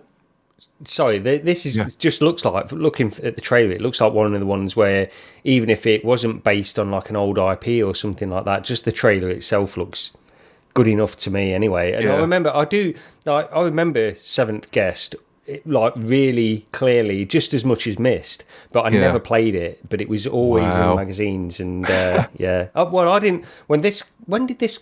I shouldn't do dates because I'm no good at them, but it's probably about 93 anyway. And I didn't get a PC until 95, so... It was 1993, I made a note of it actually, 1993, Trilobyte software, Yeah, and it was one of the ones that I would have seen in... Because I used to buy PC-based magazines before I even had a PC, because I wanted a PC. So I would have seen it in there, but yeah, I was stuck on my Amiga. Of course it didn't come out on the Amiga. No, anyway, it was CD-ROM on, I don't know whether it came to CD32 or not. Maybe it did there. I've absolutely no idea. Yeah. But I was 96 as well, Gary. Sorry to interrupt. Yeah, when I got my first PC, I was a year after you. But just for the random fact, when I was sort of like looking, going on a bit of a retro jaunt on Seventh Guest earlier, apparently Bill Gates once quoted this as the new standard in interactive entertainment. So, wow. Apparently he did say that, not unlike the 640k quote, that there's actually no proof. But so Bill Gates, famous for his gaming knowledge, who once quoted that Fusion Frenzy was his favourite game ever or something. Okay, moving on. And Arizona Sunshine 2 again. So yeah, again, another one. Pre-rendered footage. Didn't you guys think though, when she was talking, the presenter who was sort of introducing this, she was saying, you've already seen this is a pre-rendered trailer and we're here to show you Arizona Sunshine 2. I thought we were going to get some gameplay then, but it's pre-rendered again. Do you know, somebody pointed this out as well, because I don't know if you noticed, they tried to do a Lord of the Rings joke where the guy goes, it still only counts as one, which was Gimli talking to Legolas in Lord of the Rings when he kills the elephant. But in the Arizona Sunshine trailer, the guy says that to the dog, but then somebody pointed out, well, actually the dog only killed one zombie, so it actually only was one, so the joke didn't even work. So, yes, maybe quality control, Need to get you on board. So I noticed that, but I was at work and I had some distractions during this, and I remember hearing that line and going, oh, well, maybe the dog killed something else before that, but that's interesting. I don't know. It's I mean, enough. I'm just not bothered about Arizona Sunshine, in all honesty. You're not? No. I mean, I think I'll play through it. I've played through the original, but I think I've said before, it was years afterwards because a mate of mine wanted to go through it one weekend, so we sat and played through the entire thing, and I just thought it was just utterly janky. They might have upped the game, though. You never know. Yeah. I think I had performance issues playing it as well. I think I tried just a little bit of it when I had it on Viveport, and my PC struggled with it. Yeah. I think it would have been better to play it at launch when it first came out. I'm sure it would have been something else at the time. Because there had been I remember thinking so. it was amazing at launch. It was like, oh, this is well, honestly, like at the time, so much that 2016 and early 2017 was like, oh, these are the appetizer to what VR is going to be like in 5 years. Okay, so Arizona Sunshine is going to be like what a real Resident Evil would be. And you know, and so I don't know if my memory of it is based on I was projecting from it. I was like, okay, this is what this can turn into, and this is why I liked it so much, or did I just like that experience itself? I think we're just so starved back then as well. That's the thing of anything like single player or even co-op like this at that time. And let's not forget, Steve, we awarded it VR Roundtable's Game of the Year in 2016. Did we? Wow. Yes, we did. Yeah. And Anthony didn't agree with that, by the way. Well, okay. we know the sensible one was then. Well, no, it could have been another Fisherman's Tale this year. Anyway, Yeah. Oh yeah.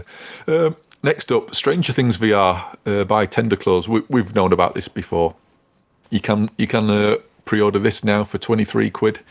But again, wait until there's a discount. Till you've got a referral code. Sorry.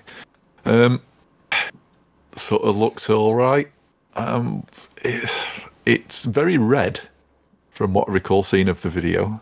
Yeah. It's very. I was a bit disappointed. Cartoony, kind of looked like a Borderlands type art direction. I'm excited. I don't know if I'm excited because I'm just a fan of Stranger Things, or you know, like we'll see.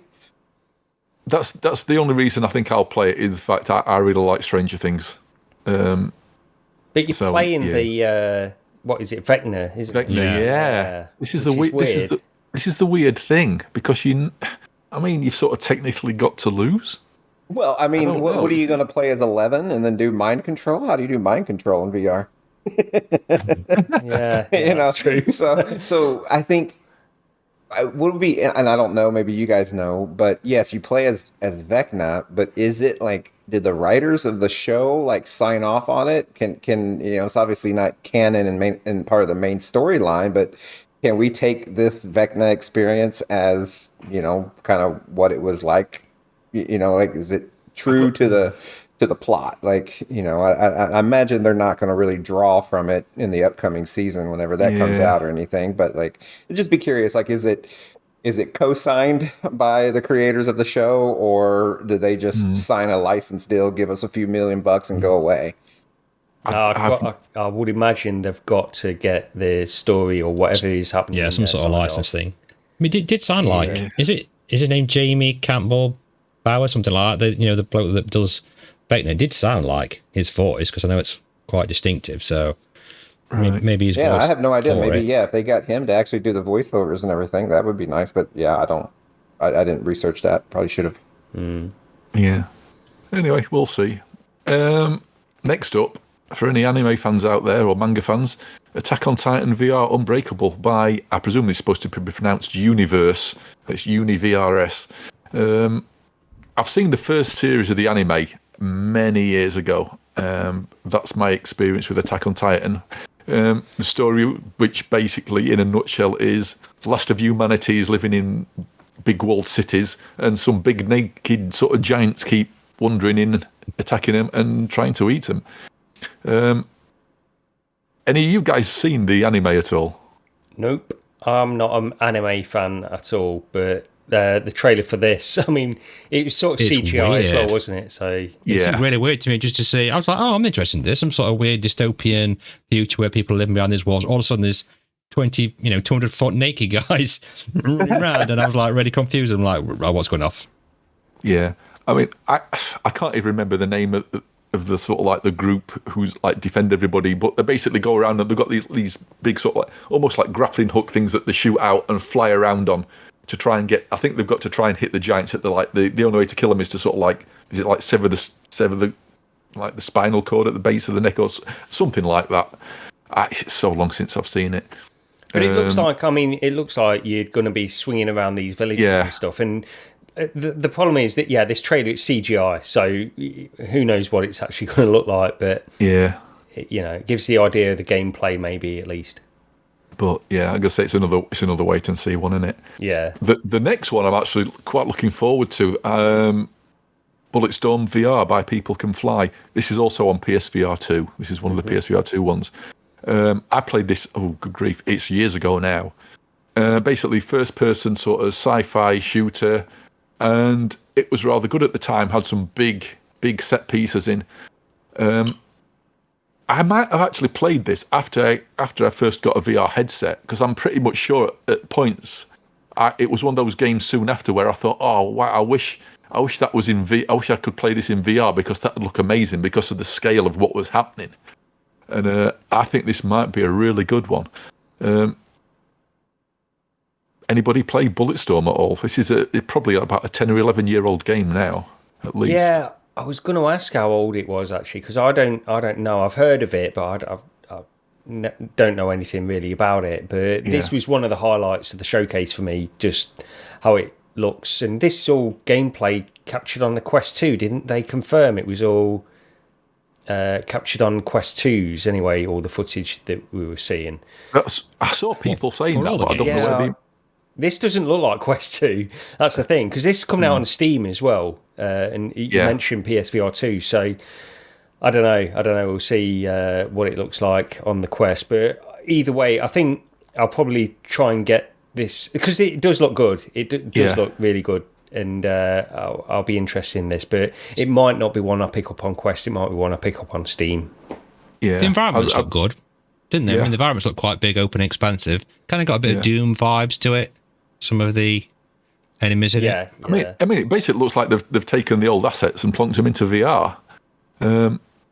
It's I played this. I played this years and years ago, but I think I've got a feeling I played it on PS4 as well, because I think it might have been given away as 1 month on PS Plus. So I think I might have jumped onto like the PS4 version of it, and it still looked great. Years afterwards, it still looked good. So I'm really looking forward to this one. It's a proper developed, full on AAA sort of flat game. Admittedly old, but coming to VR. So very much looking forward to that. The final one on the list, really, and here we go. Asgard's Wrath 2. I mean, it had been pretty much suspected this was what it was going to be ever since that screenshot came out with the horned helmet sort of lying on the floor. Because people say, no, that's Loki's helmet from Asgard's Wrath, and that's what it turned out to be. This looks pretty decent, I thought. We're severely lacking in big open world sort of full on games, and they're saying that's what this is, a proper full on open world game, 60 hours worth of gameplay apparently, with a price tag to match, because at the moment you can pre-order it and it's £45 or $60. So which I think is, correct me if I'm wrong, but isn't that the most expensive Quest game so far?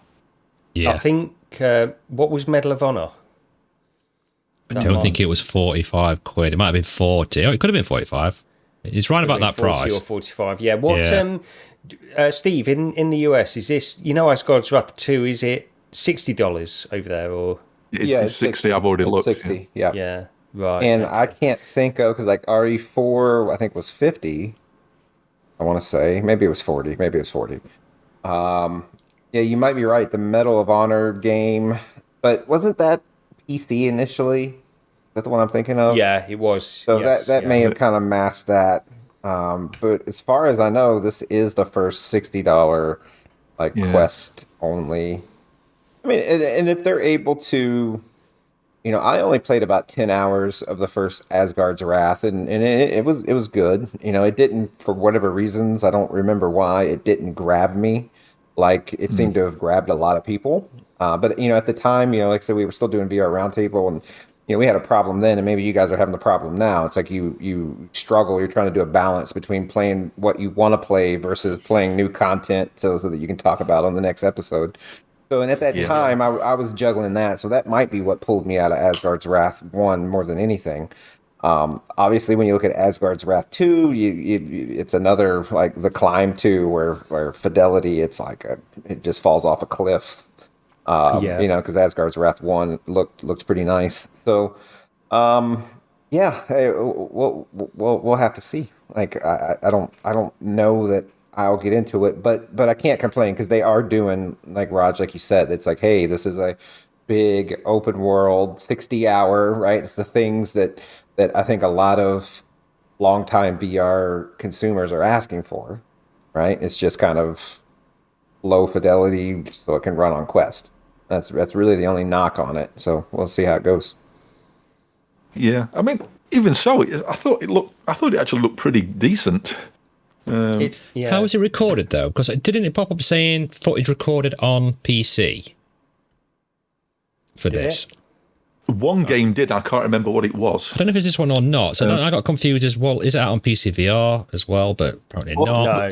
No. My thought was this problem is this ends up being sort of ambiguous, doesn't it? Because just because it's recorded on PC, it doesn't mean it's a PC version. They're doing a PC version of the game. It just might be the Quest version, but sort of compiled to run on PC, so same assets and everything else, but in order to get better game capture. Yeah, I think it probably struggled to try and record that, Yeah, trying to record decent quality footage on headset on Quest is it's a nightmare. Especially maybe with something where something like this, which is probably going to be pushing the Quest to its sort of limits with what it can do. Never mind trying to record some sort of maybe 60 FPS, 1080p game footage off it at the same time. It might struggle a bit, but... Is there any news on the file size for it? I know it's probably what people don't really want to know, but... No, because... I think about like 60, like a 40, 50, 60 gig type of thing. It's going to be massive, yeah. It's just me what's curious about that. Everyone's like, no one cares. It's, I think, to be honest, this is good. I think... This is honestly like a big statement. I don't understand. I think generally, like the consensus of the Metagame Showcase has gone down pretty well, but there have been people that have said that it was a dud, it was useless and this kind of stuff. But at least they're giving us something. They're giving us like a big statement like this. And that's the thing I think was just lacking from the Sony one, the PlayStation Showcase.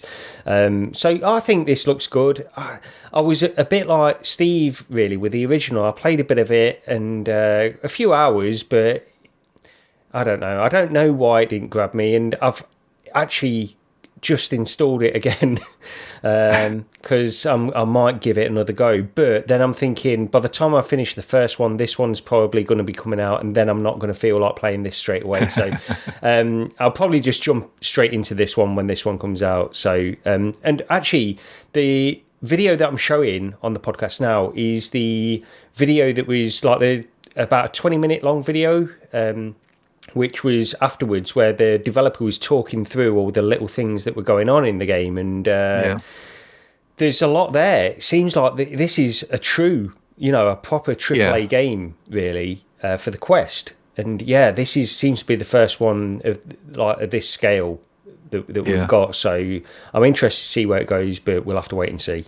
Yeah, I mean that's basically all the games that were announced there, with the exception of Assassin's Creed Nexus, which will apparently get a full reveal at the Ubisoft Forward event on the 12th of June, and which should be coming to the Quest Store by the end of the year. So, I mean, it's nice to know that it's still on the way. Yeah. But obviously the contract sort of ending between them as Ubisoft are doing their own thing with it. So do you know what wasn't shown in the Meta Game Showcase? GTA San Andreas. Correct. That is that silence is deafening, isn't it? Oh, just a bit. It's I think they made a mistake announcing that back in the day, didn't they? They made a whopper of a mistake. What they shown at the beginning of this showcase, though, they had this little disclaimer, didn't they? They said these are all games that are coming out this year. If you don't see the game, something I don't know exactly what it said. Yeah, but they're working on them. If you don't see the game that you see that you're expecting or that you want to see right now, it might be coming later on. Yeah. So I don't know what that means, because if they have cancelled it, Was that the I wish they'd GTA just clause? You think that was specifically a GTA clause? yeah, maybe. Because I can't think of anything else that I would have thought that we might have seen. Like maybe Yeah. I mean, the thing with this showcase as well is, when I initially watched it, I was sort of massively underwhelmed. But sort of when I went back through it afterwards, I thought there's quite a variety of stuff there. There's little bits for everybody. There's a music rhythm game, there's first-person shooter, there's a stealth game, there's co-op dungeon crawler, single-player sort of adventure titles. It's a decent. It's not bad if you look at it purely from a Quest point of view. I think it's pretty good. I think when I first watched it, I was more in the overall VR mindset, wanting huge AAA games point of view, maybe. But at least you got a taste of that, like Asgard's Wrath. Even though it might not necessarily be the game, the AAA game that you want, at least it's something. And I feel like it's that. I feel like this was like the best showcase I've seen from Meta for. I mean, how many years? A very long third time. year, honestly. right? Yeah.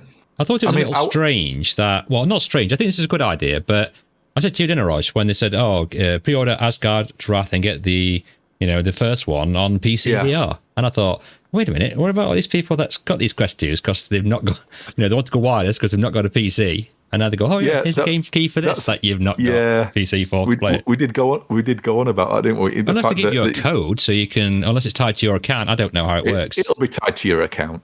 Yeah. Because the better thing they could have done would be to give you a code so you can give it to somebody who's maybe not got it. Yeah.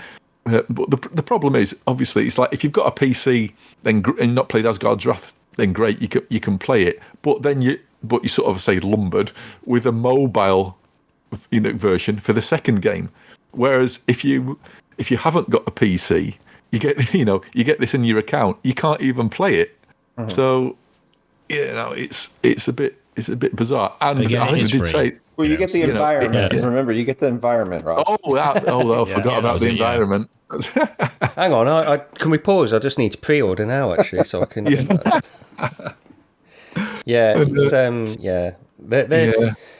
I think overall, I mean, we could probably just go overall what we thought of the Meta game showcase. Anyway, as I mentioned, I think this was really good, and in contrast to the Sony one, I think they did a really good job of it. Anyway, but that's my thoughts. What did you think overall, Lee, on this?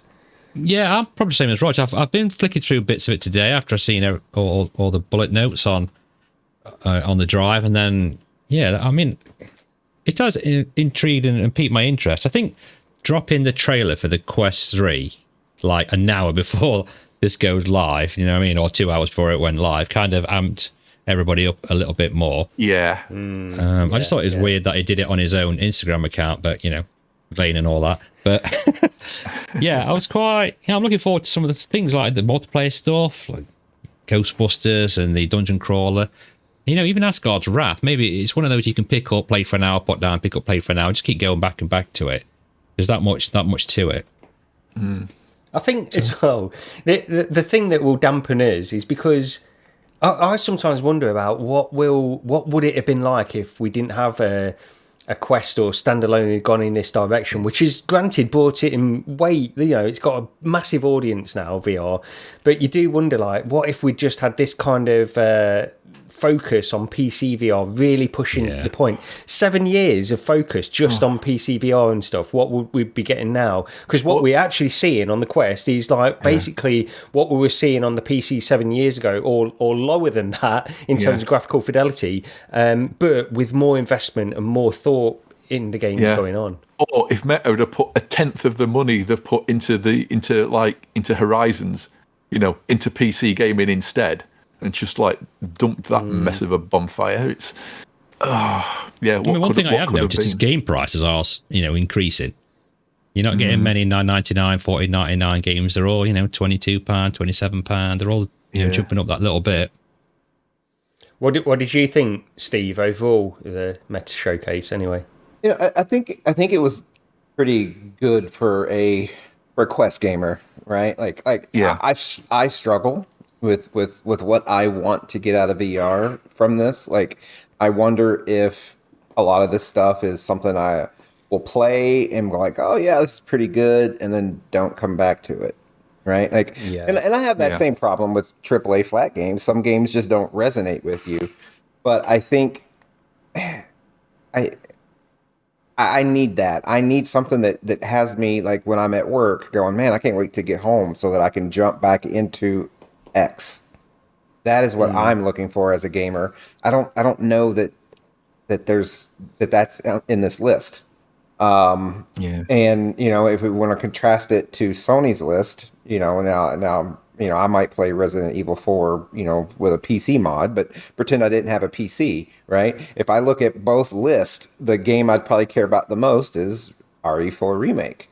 So, I think it's good for where Meta is trying to go with the Quest. This was a good showcase.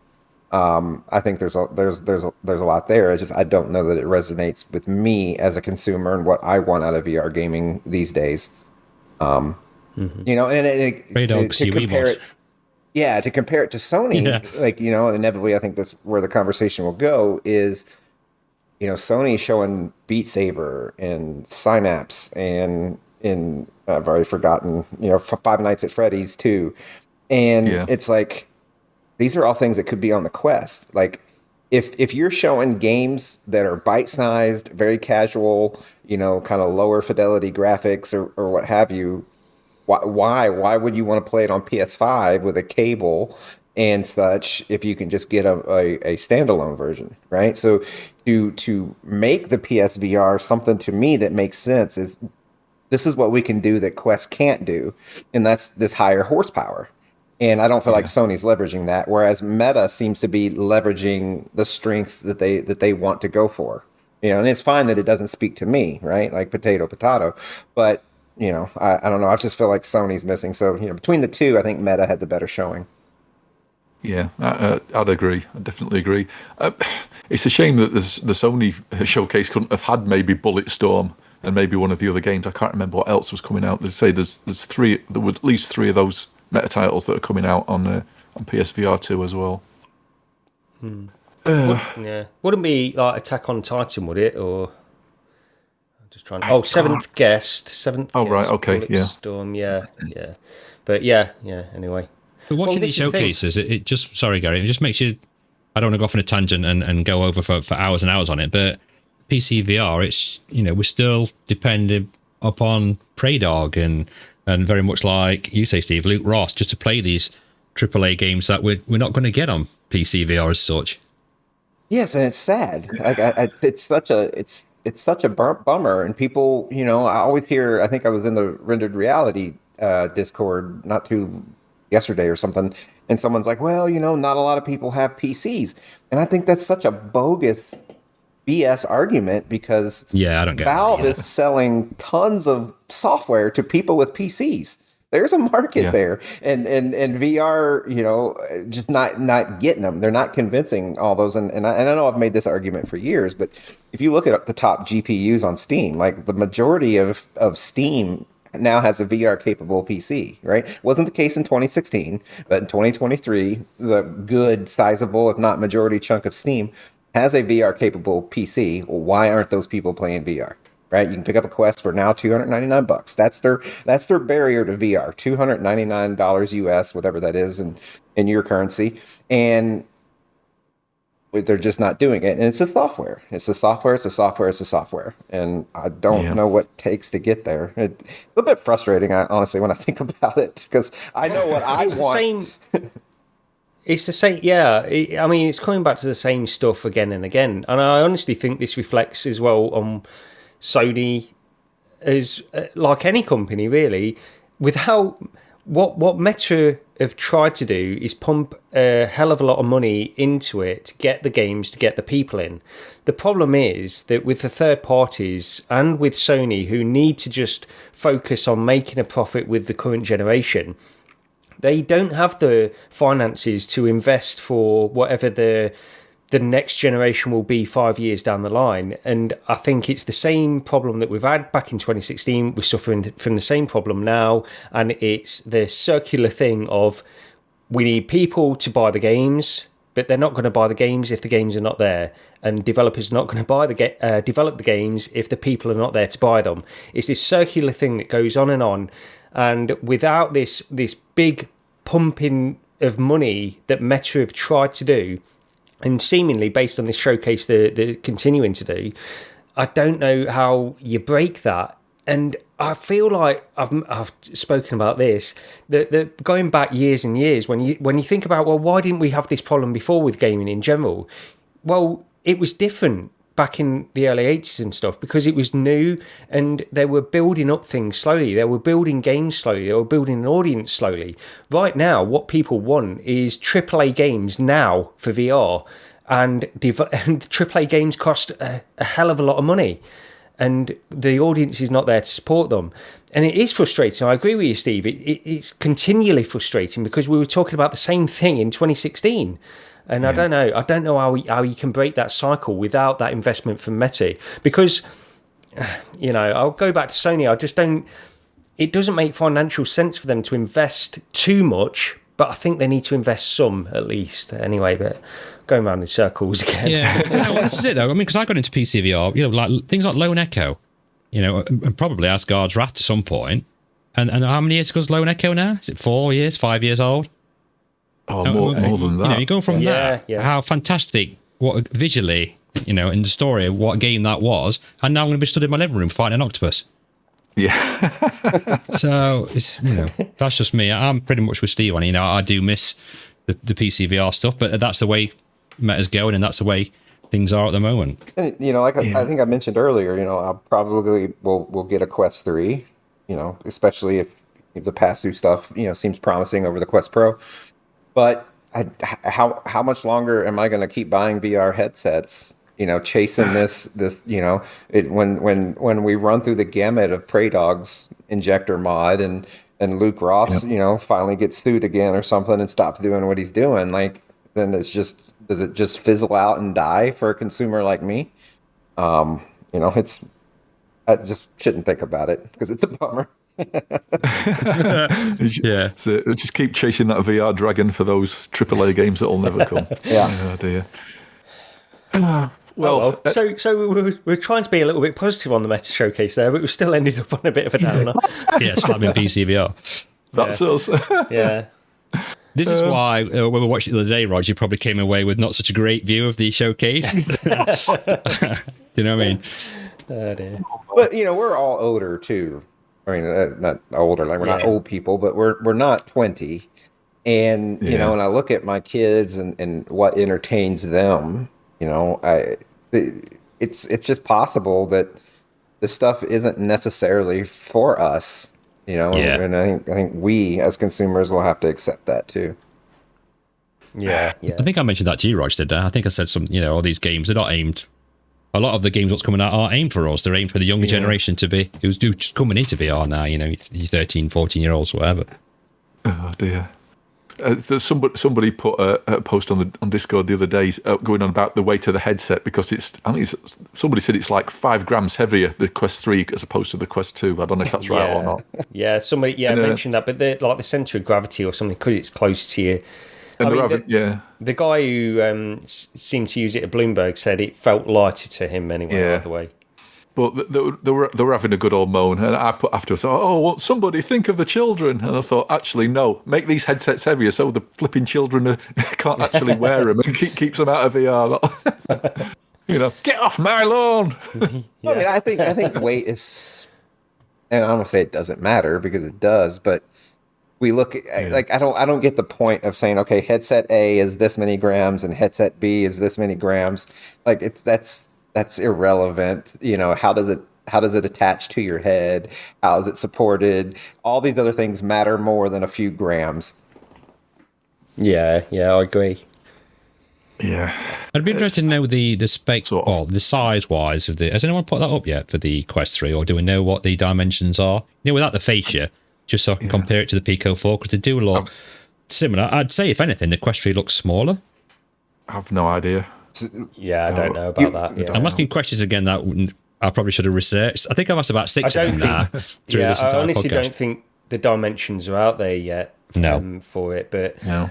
there were, because they say compared to the Quest 2 it's 40% thinner, but I think that's the optical stack, isn't it? It's like because somebody put something on Reddit where they actually said it's nowhere near, because with a facial interface and everything like that, it's really not that far off, but based on like the optical stack and how everything is closer based on the lenses and stuff, it should still be thin. It looked thin, like when Mark Zuckerberg posted that on mixed reality video on Instagram, it did look pretty thin, honestly, on his face. So It will be, and the Quest Pro is pretty thin. The forehead pad makes it look bulkier than it really is. If you ignore that forehead pad, it kind of resembles more of a 5 XR Elite, I think. So yeah, it's gonna be a lot thinner. One thing I know, so I talk about how I might go with a Quest 3, and one of those is third-party accessory support, right? The Pro just doesn't have the market to get the Bobo VRs and all as interested. But if you look at the Quest 3, the USB-C charging port goes right through the band, the side band. It's really weird. And is a company like Bobo VR going to be able to make a Pro head strap with integrated headphones and all that? So I hope Meta, in thinning the device down due to the Pancake lenses and all that, didn't somehow make it cumbersome or difficult for the third-party market to bring improvements to the headset. yeah, exactly. Because that was in Brad's videos as well, the early reporting this, the leaks and stuff, where he said that the charging thing is through the headband. So I think, that's it. I'm screwed now. I can't just transfer my Quest 2 strap over to the Quest 3. Which, really, without that, I don't see any reason why they couldn't have designed it in a way to work with all these third-party things. But, yeah. I mean, if those arms are otherwise pretty much identical, the Bobo, the M2 Pro at least, when you attach that, it doesn't go all the way forward, so it wouldn't actually cover up that slot or anything. That's true, that's what I was thinking about earlier on as well. So you should be able to get away with it. Where there's some other attachments actually fit over that entire arm, though, don't they? So some of them you won't be able to use. Some of them do, but the Bobo M2 Pro, some people do move that, because it's got the plastic. You can sort of move it forwards and backwards along that arm, can't you? So I think some people do have it all the way up to the end. But if that's the case, supposed to be. Is it not? No. But either way, I mean, I'm just thinking at that point, you just drill a hole through it. Mod it. Mod the mod. Mod the mod. I hope it does fit, because I don't want to spend another 60 quid on one. Because then it starts getting expensive, doesn't it? And then you're talking nearly £600 then. And then when you add your Pro controllers, that's 900 quid. Yeah. Oh, man. Depressing.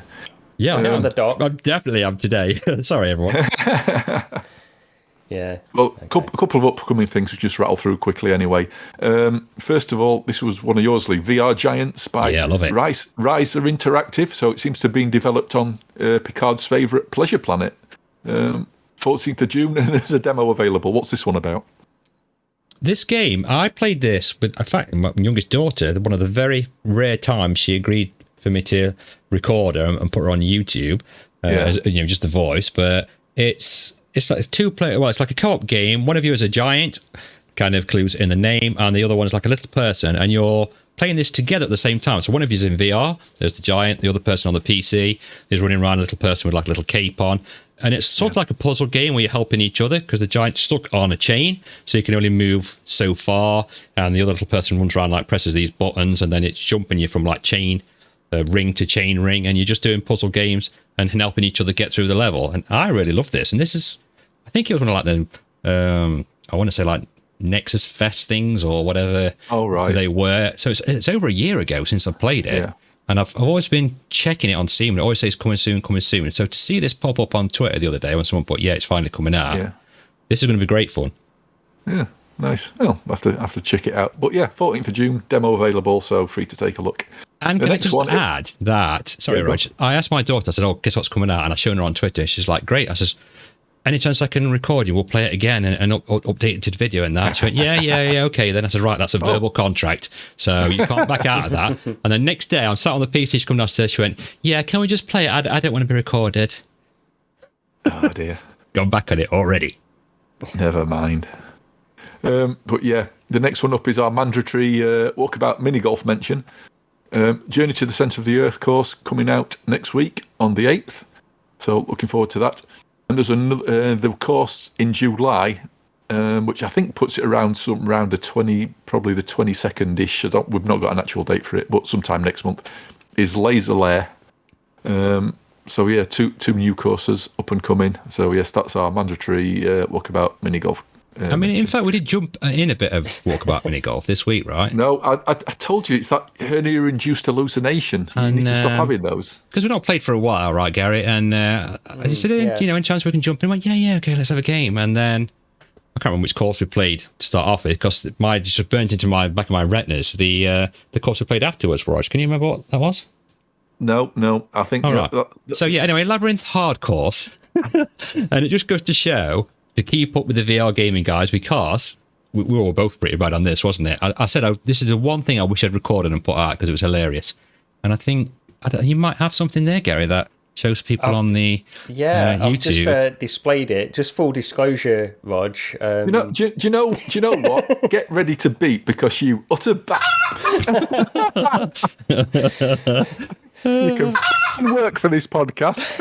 I think it's like minus. What did it say, Gary? Minus 27. No, plus 27, doesn't it? Yeah. Plus 27 and plus 5. Yeah. I got plus 5. Yeah. I got plus 5, not Rog. You took special care to take this screenshot, didn't you, Lee? It was. Yeah. So that's your surprise today, Rog. So yeah, okay. Honestly. It didn't help that I had that flipping option turned. I mean, we were having a nightmare of a round anyway, but I didn't have the option turned on that after you've gone over so many shots. Yeah, 4 shots, it will automatically time you out on that hole, won't it? And so it'll cap you. It'll cap you at that thing. But I was like, hang on a minute, this is like my 12th shot here. What's going off? And it was just like, I mean, it were a bad all round. But plus, I think I was banging like holes in ones in as well, weren't I? Straight after that hole, that Rog was like proper raging. Yeah, there's a 12, I'm noticing. Yeah, I banged in one. And then a 1, and then a 1. Yeah. And I was busy talking and I weren't really looking when I hit the shot, which makes it even worse. I didn't even know that was an option actually in Walkabout, that you could turn that off, to be honest. So I have to be careful not to do that. I'd seen it happen before, but I didn't realise that's what it was. And it's like, why isn't it stopping here? Because I was just... Oh, yeah, because it timed me out. I said, Roger, I'm out of shots. I said, why am I out of shots? And he's like, bang, bang, bang. Are you still going? He went, yeah. Something's not right. Yeah, so it's fun. So keep up with the Walkabout golf, everybody. Yeah. Couple of last things anyway. The podcast, doesn't it? You've got some things to put out there, Gary. Get editing, Gary. Get editing. Yeah. Tomb Explorer VR by I can't pronounce this one. Is it Celeritas Schemes. Celeritas, yeah. Yes, yeah. There's a demo available on Steam. There's a Kickstarter running to fund the full game. If you want to back that, if there's any early bird spots left, it's $20 Canadian, which is about £12 over here. But free demo on Steam, and it looks like it's using photogrammetry or maybe Quixel Megascans or something for the scenery. Looks very good, I've got to say, yeah. But yeah, it does look very nice graphically. But go check that one out. It's obviously going for some sort of Tomb Raider-y type look on it, especially with if you watch one of the trailers. And it's like, yes, okay, yeah. But finally, Switchback Supermassive have finally posted an update regarding the patch that we've been waiting for. And they're still working on it, so we still don't know when it's going to turn up, but hopefully not long now. Apparently, it's got fixes for blurred and low-resolution visuals, fixes for textures and assets popping in, all of which you saw on mine, didn't you, Lee? Yeah, definitely. Apparently, they've greatly reduced the loading times. There's enhancements to the visuals, the VFX and the lighting, improvements to textures and environment assets, and they're also including FX super resolution and foveated rendering as well. Hopefully, there'll be just a good old increase in visual quality all around. The only thing they could have added to that, what I'd have been quite happy about, would be if they'd have said they were going to include maybe a native 90 hertz mode or something. But no, not as far as we know. Unfortunately, I believe it's the end of June, like June 28th or around about there. That's going to be out. Yeah. Oh, right. I was on about this the other day, right? Saying it's weird. I've not heard anything from Switchback, so they must really be struggling with this patch. I was thinking the same thing because I haven't played it. Luckily, before I hit the buy button, word had gotten out on the wonkiness of the title. But I loved Rush of Blood, and and part of my discern for the state of PSVR2 is that I haven't played this game. This is one of the games I kind of earmarked that I want to play it, and so hopefully it's very interesting because Supermassive they're not like a 2-person developer, right? And they've got quite a few games under their belt. Yeah, they're not a Naughty Dog or an Insomniac or a Bethesda or whatever either, but it seems like the expectations for a studio like that would be better than this weird wonkiness, and it almost makes me wonder, are they working on something in Flatland, and they've just assigned the co-ops and interns to Switchback or something. I don't know. It was definitely a bit of a shocker, especially with Lee knows firsthand. It's just not the same for everyone. No. No, I mean, when I played PDs, it looks fantastic. It runs brilliant. And as soon as I played Rogers, it was really bad. Very plain looking. Like I say, the textures were quite bad. I spoke about it before. But when you come up to trees, you'd suddenly start shooting, and all of a sudden the textures would pop into line, and then it was so bad. I spoke to the main man, didn't I, at WSD, and they. I don't know if you heard about when I said that, Steve, but he was saying that the game that they released and what they bought out wasn't the one that everybody was reporting back. So they didn't have any of those issues making the game, or they didn't see any of those issues until they all took it home to try on the PS5s, and 2 of them came back and said, something's not right with it. So they weren't even aware of it until they started getting the reports in. So interesting. That's the whole point of consoles, right? Is that everyone has the exact same hardware, yet this is... And consoles are your PCs now anyways, right? But it's like there must be some hardware variant in PS5 that is causing that. Well, I mean, I shouldn't say hardware, maybe some slightly different software. I don't know, but it's weird. Yeah. Either way, it sounds like they found it. So yay, I'll be able to play this in yet another month, I think. Jeez. Yeah. I'm hoping they saw today because I want Roger to see what it really looks like. Cause it's I know I sort of had a bit of a moan about it for the gameplay, but I still want to play it. Because I do like Did you park an arcade shooter waiting for a patch? Like, did you just step away completely, waiting for it to get fixed? Yeah, I just couldn't keep playing it. It was just too bad. It was just I couldn't get over the visuals. It was too poor. It's got some of the best 3D I've seen as well. I think some of the games. I think I went through the first 2 levels. How many is there? 10? Is it 10 levels? Oh, I'm not sure how many. There's quite a few. Yeah, 8 or 10 levels. There's more. There's a lot more. It's like double the first one, isn't there? Double the amount of the first game. So if they get it fixed, though, you got some good content still in front of you.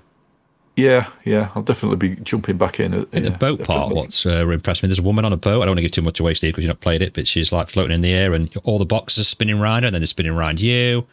And, the effect, how they got the 3D on it, it's really, really clever how they did it. Yeah. Oh, yeah, I'm sort of looking forward to jumping back into being able to play it properly. Anyway. Am I going to have to drive it up to yours again, Rog, to confirm that it does look better than what it did? He'll probably notice, surely, if it really does go, Yeah, I'll definitely notice. All right, if it's better or not. Yeah. But that's everything on the docket, so to speak. Has anybody got anything they want to talk about before we finish this one? No, I think we're about done. We toyed with the idea of bringing up Apple speculation because, of course, Apple is going to happen on Monday.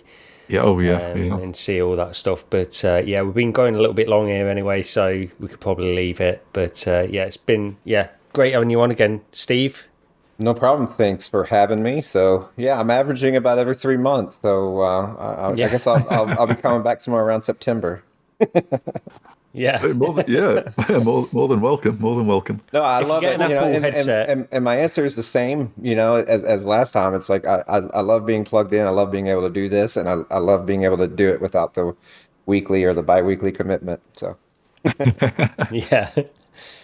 But anyway, so yeah, that wraps it all up. As always, thank you very much for listening.